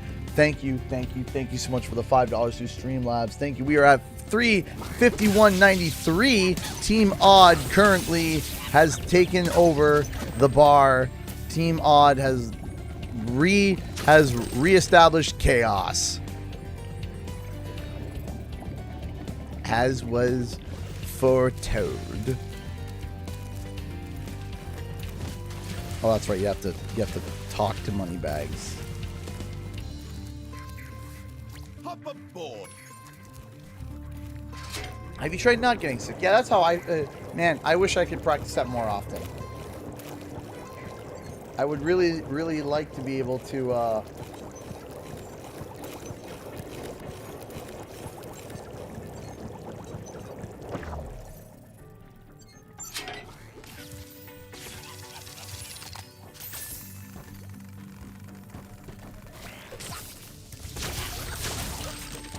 You didn't fit the sub. Yeah, opposite just... It's like, uh-oh.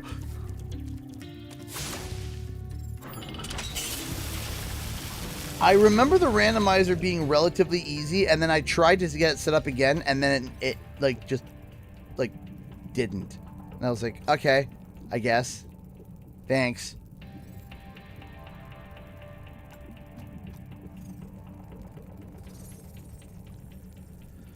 Hey, Toxic Deadwing, of course I'm excited. I am radiating in excitement. I am vibrating in excitement. I am the excite. I am...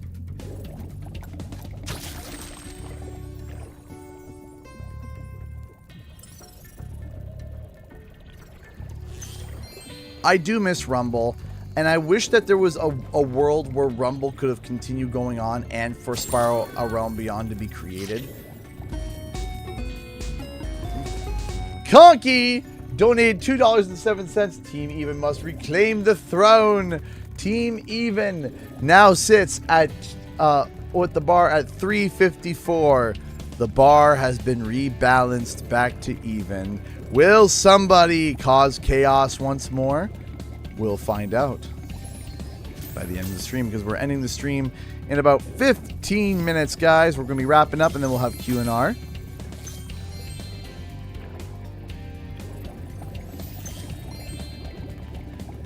So we will see if the bar will end on even or chaos. Will it be chaotic, or will chaos be controlled?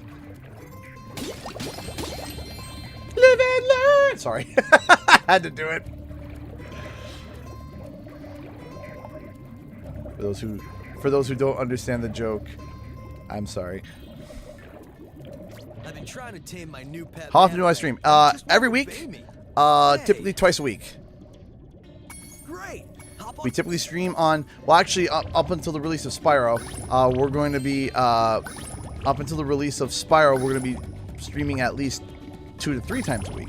So, we're not doing it tomorrow because we did it on Monday, but next Saturday, next week, we're going to be starting our Spyro Yap sessions every Saturday, starting at noon for about an hour or two, where we go over some of the things that came out, some of the minor things, some of the bigger things, some ideas and thoughts that we may have, theories, concerns, and I will be jotting those down and those questions and thoughts, and I will be drafting them and sending them to, I'm trying to figure out a way to set up a portal to be able to get these concerns and these thoughts for the stuff to Toys for Bob and or Activision, so that we can get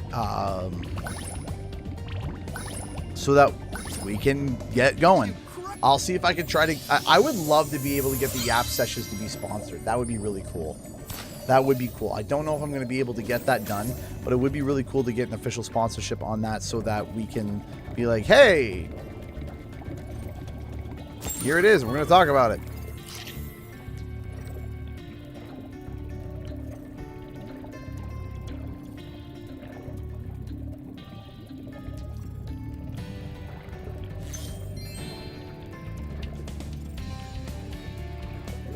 So that is, I appreciate the Pixel Games. Nick Joseph donated $1.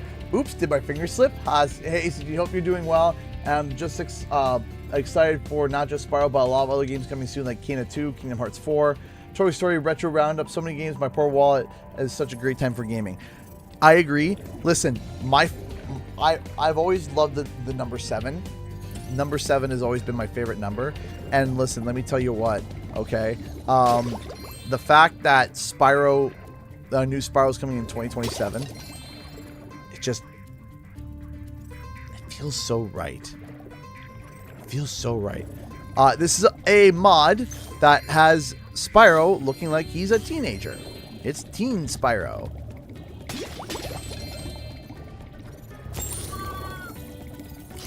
So, there's a lot of games dropping in September. A lot of games. When does Black Flag drop? Because that's one I've been looking forward to as well. I borrowed some explosives to blast open the tower doors.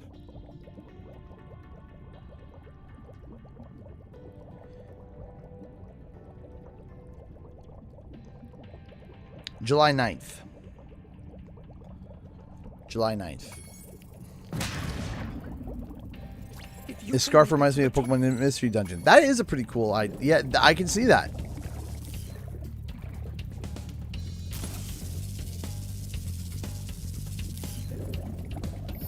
Yeah, I'm excited for Kena 2. When is there a release date for Kena 2?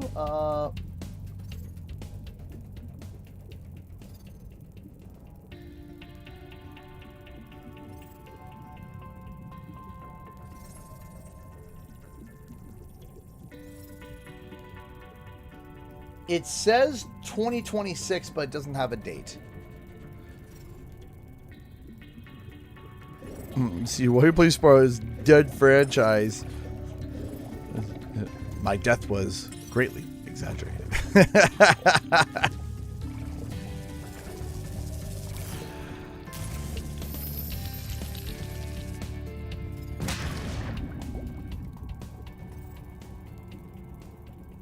I am so excited. He's looking into a game. It's okay. Midas is joking. He's joshing ya. All the hair's been quiet recently. Yeah. I don't know if you heard, Midas, but it was kind of weird because I went to some of my older videos and all of a sudden there's a lot less comments. I noticed that there was like a complete clear out of comments that people were deleting. And I was just like, wow, that's... Man. What happened? What happened? Where did you go? Hey! Where are you going? What happened?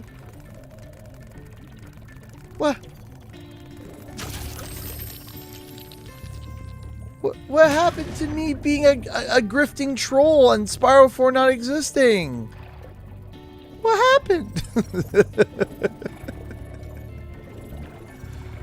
What happened?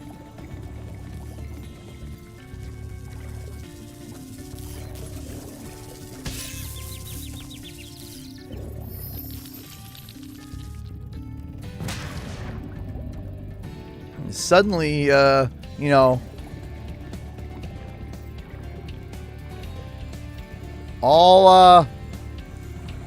all is quiet.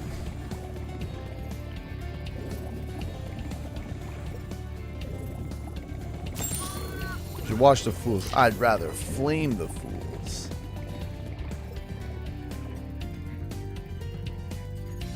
Oh, absolutely, beyond Xanos. Absolutely. No, absolutely. The haters are going to come back and say the game is terrible. The game is awful. How dare I claim it? CG clickbait. He got it wrong, even though it came out. And yes, that's welcome. And yes, that's the reasoning. Now you're thinking.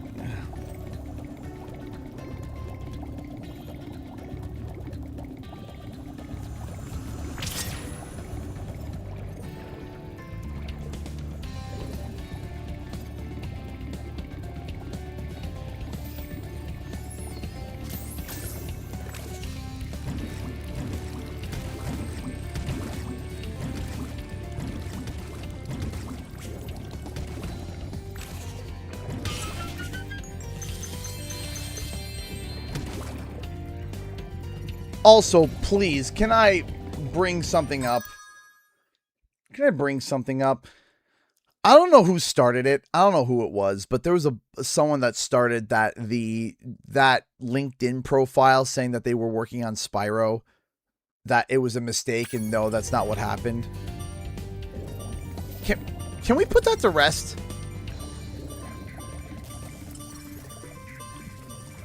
Can we put that to rest?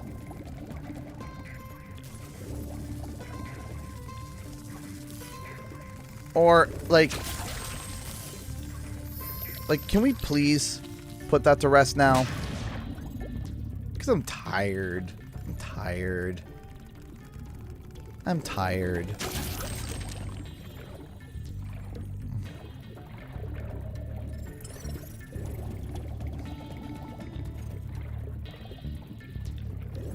Because I'm tired. I'm tired of it.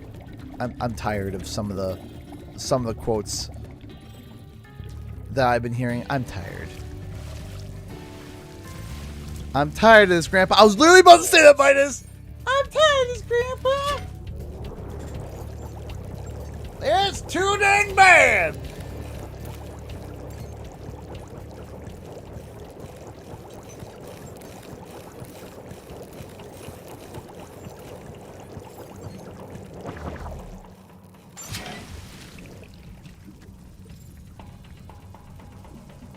Me and you ruined his Christmas because we made videos about that leak. We ruined someone's Christmas, guys.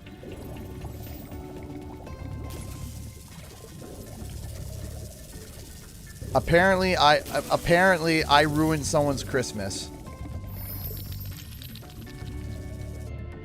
You did it. Man. Remind me to mail order remind me to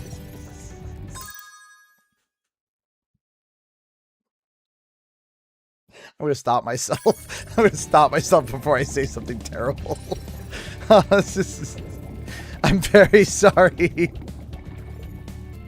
I'm very sorry that your Christmas has been ruined.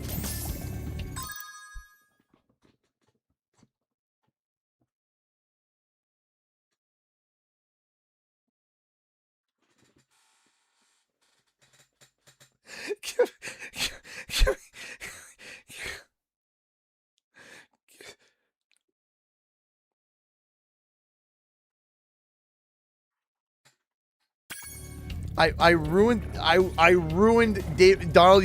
Oh, I thought you were saying I was ruining the other person. What do you mean I ruined his Christmas? Hold on a second.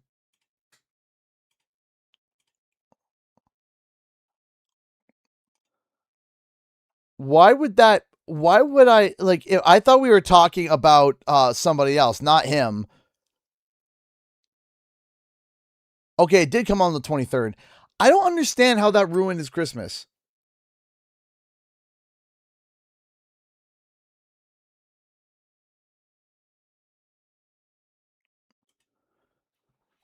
Why would that... genuinely, why would that ruin your Christmas? That's strange. I don't know. Let me be clear. I'm not referring... I thought that we were referring to someone else, not Donald. I appreciate Donald's work. Donald's work is incredible. I thought that I ruined someone else's... I thought I ruined someone else's Christmas. I don't understand how that ruined someone's Christmas. At all the respect I have for Donald, I don't understand how that ruined Christmas. I don't get it.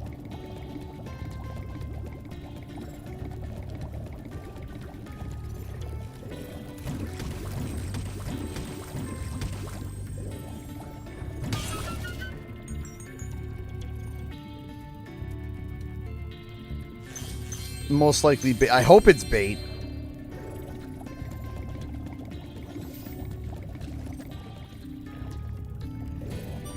But here's the thing, is that if you post that you are working on something like that, you drop it by name.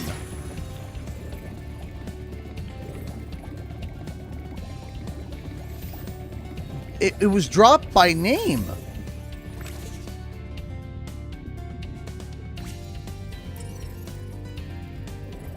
I'm sorry, but also, I thought that it was supposed to be that what I said wasn't, that it was a giant misunderstanding and it wasn't real. If it was a giant misunderstanding and wasn't real, but you're scared about getting in trouble, I don't get it. I don't understand it. It doesn't math to me. Whatever the case may be, listen, let the record show, I have all the respect for Donald. I have all the respect.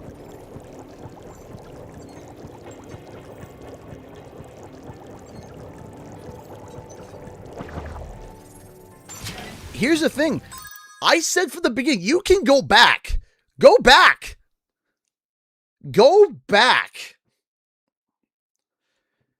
And go all the way back through my videos. Did I ever shift on my stance after my report?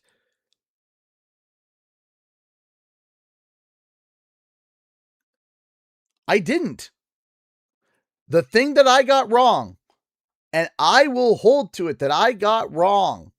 What I got wrong was the release date, because I assumed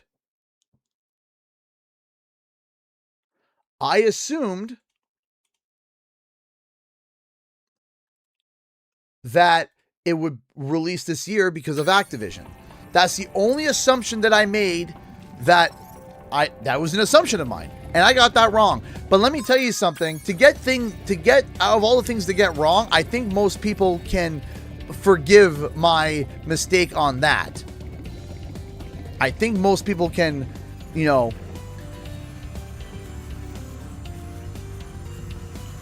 I think most people can bypass that and forgive that, because I'm like, here's why I think this, and this. That's okay. We're breaking the trend. It's like, well,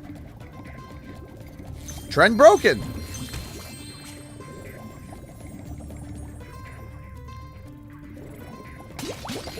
So you see, like this is what I mean. Yeah, this is what I mean. I don't get it. I don't understand.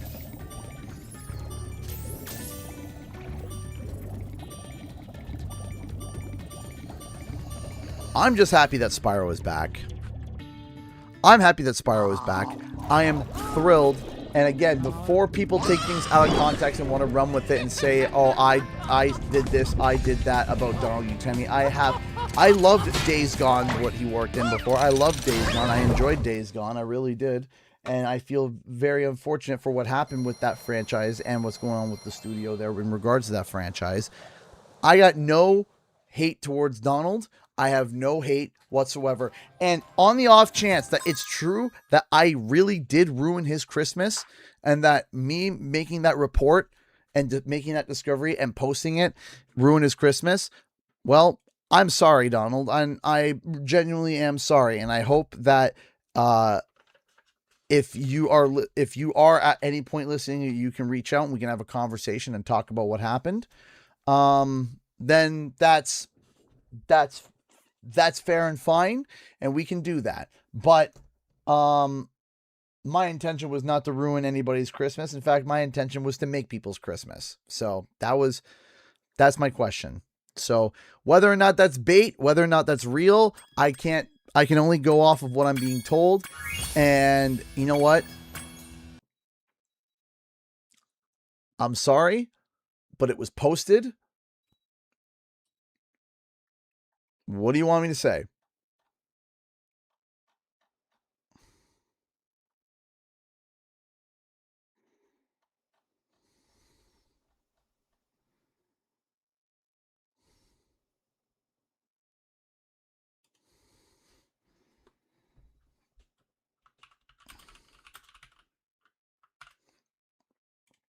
So, all right.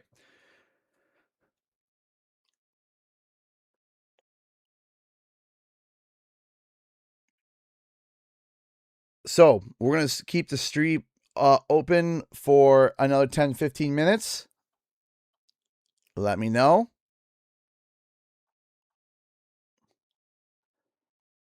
And we shall... Santa is real, and his name is Spyro.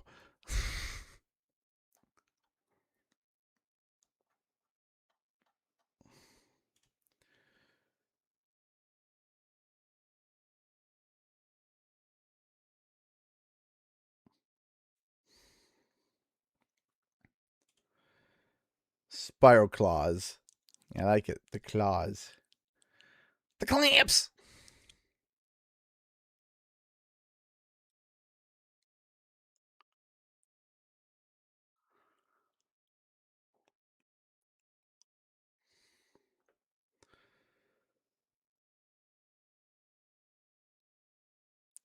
You didn't breach his NDA for him. No, it's posted. Like, once it's out there, it's out there. You can't put the toothpaste back in the tube. Once it's out, so you can't be like, oh, I can't see anything. No, if it's out, it's out. Thank you so much for the bits. Rotary Ash. Do you think Spyro 4 is Spyro 4 A Realm Beyond will continue from Spyro Year of the Dragon? It looks like it's going to be a loose continuation, not like a complete and total like, but I think it's going to be a loose continuation. Let's get frisky viewers.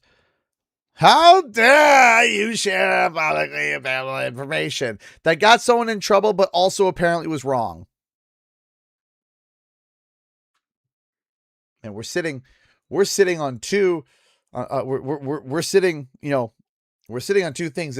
It's wrong, and also it got me in trouble and ruined my Christmas. There's the 5 bits again, Rotary Ash. It's like, okay, pick one. Pick one. If you have nothing to do with it, you're not going to get in trouble. And if you have something to do with it, then it's true.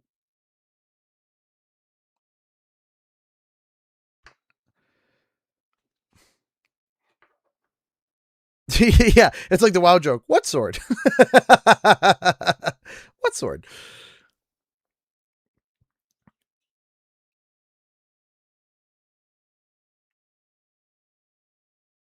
One up, Nate. Basically, what happened was that there was somebody that said that I was wrong about reporting on somebody who had claimed that they worked on Spyro on their LinkedIn profile. I reported it, and I was told that I was wrong, but also that I ruined someone's Christmas because of it. And I was just like, okay.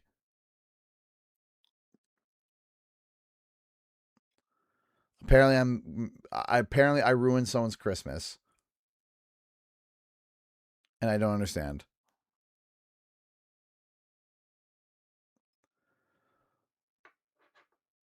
Which I'm just like, okay.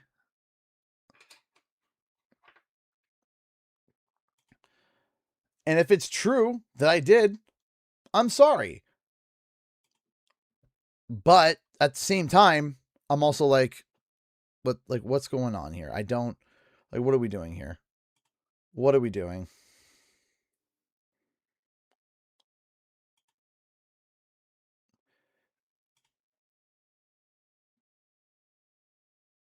Like,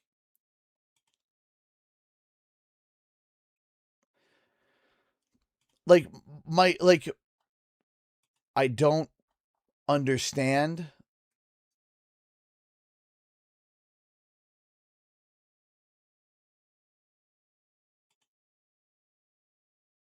I don't know.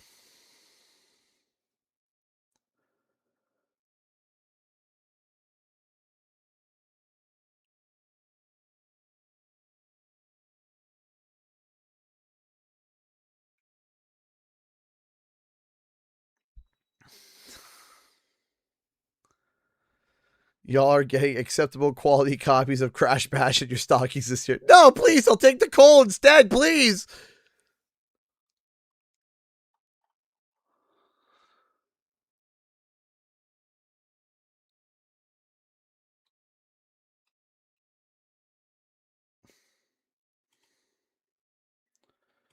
Anyways, let's wrap up from this. We got another 10 minutes.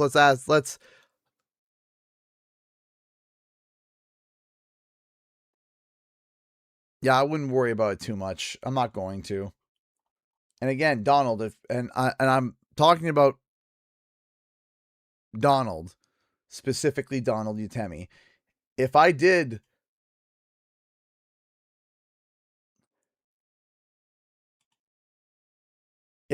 do something to cause a problem, reach out to me and we can chat.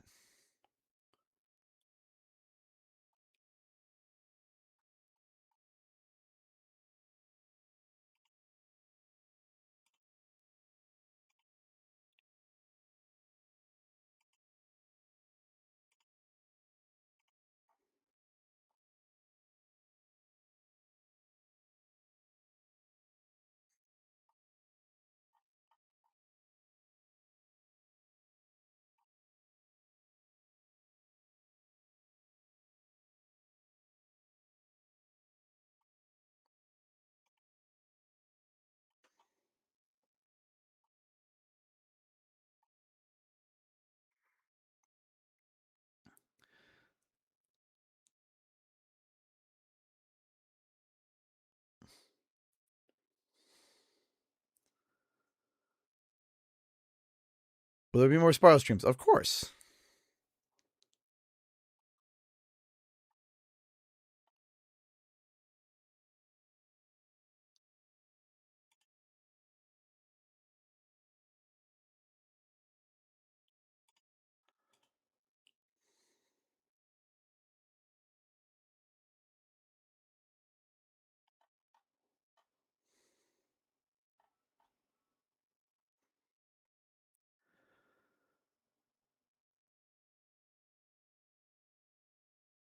How would I hold a sword?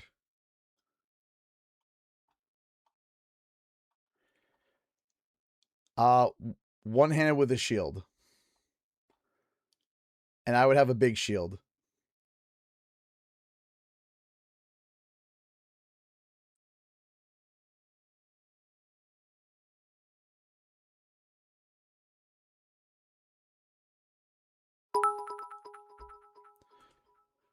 Think of 5 bits. Can't wait for the Spyro 4 gameplay. What characters do you think is in it? I think that we're going to be seeing a lot of original characters. That's what it's sounding like to me. Oh, it's going to be so much fun. Spyro goes down the RPG route. What upgrades you would like to see? I would like to see upgrades for his flight, being able to dash. We got to see that combat. We got to see that combat. We got to see that combat. That's going to be tough.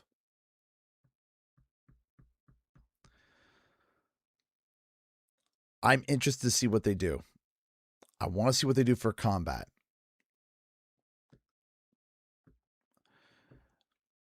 Do you believe that maybe the decision to have the game released next year could have been a more recent decision? You know, it may have been.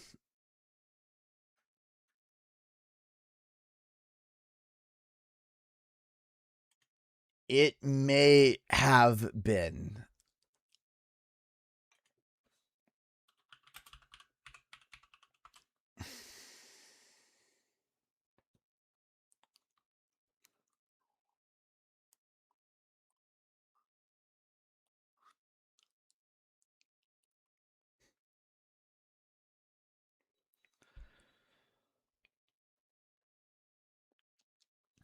So it's possible.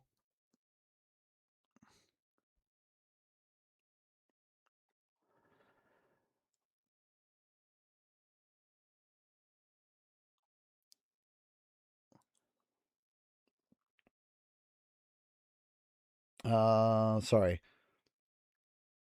Thank you for giving us hope for Spyro 4. No problem. Which characters do you think are mostly the returning around beyond? I don't know. I want to think Sparks. I would love to think Sparks.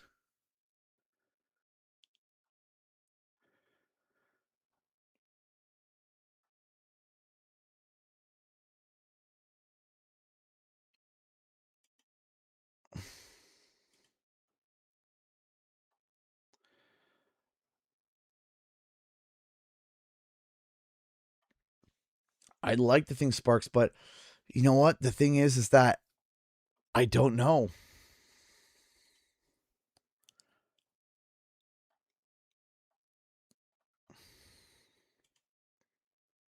I don't know.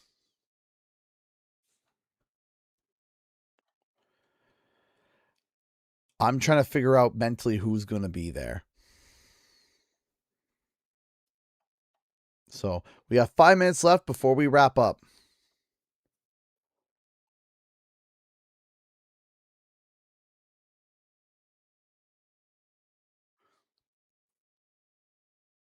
Moneybags might be back. That would be hilarious.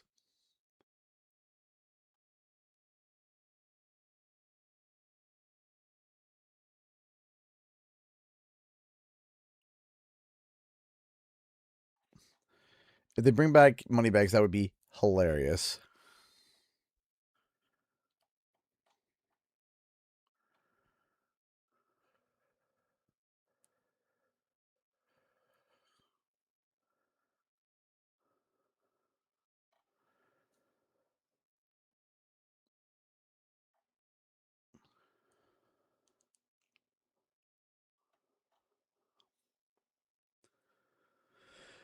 I think a skill tree like Bonanza would be really cool. we have to realize the big thing that I'm trying to think to myself is, where are we going? Like, where are we going with this? A Realm Beyond? Is it going to be a whole realm of new characters? Is it going to be a realm of legacy characters? Is it like, where are we? Which way are we going? You know, how are we? How is this being handled? That's what I'm wondering.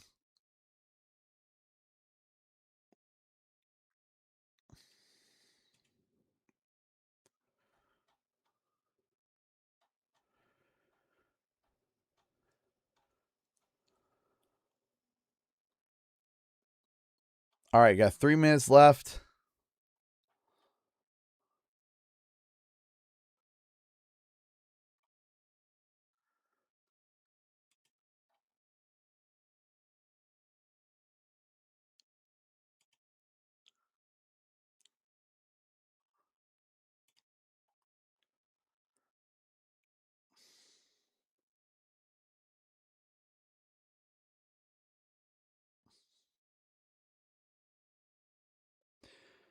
If you like to get stuck with Spyro, he had to have 1 or 2 older / returning allies.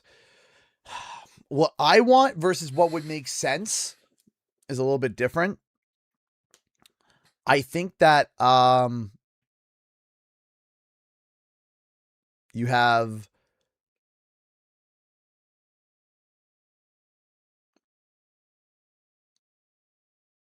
I mean, I would love to see Alora, but I don't know how Alora would get stuck on that side and what she would do while Spyro's flying around.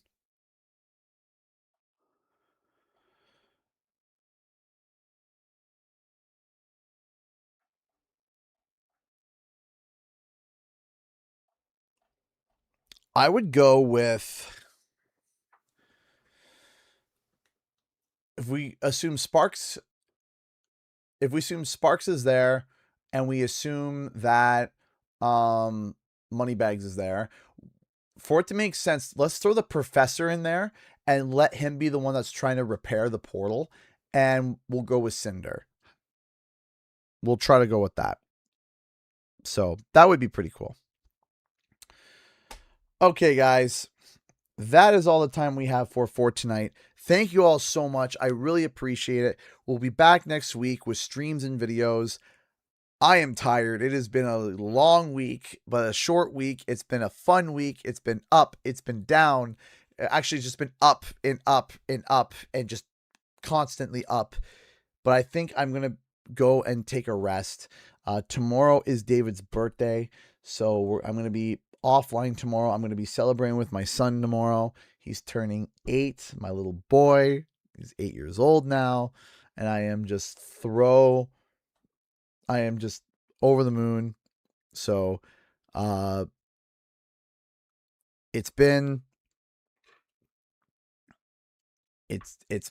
am very happy to be able to walk away from just work and social media in general and just go and enjoy myself. Go, relax, enjoy myself. Happy birthday for my son. So thank you all so much for watching, and I'll see you guys in the next video and our live stream. Time for the countdown. 10, 9, 8, 7, 6, 5, 4, 3, 2, 1. Bye.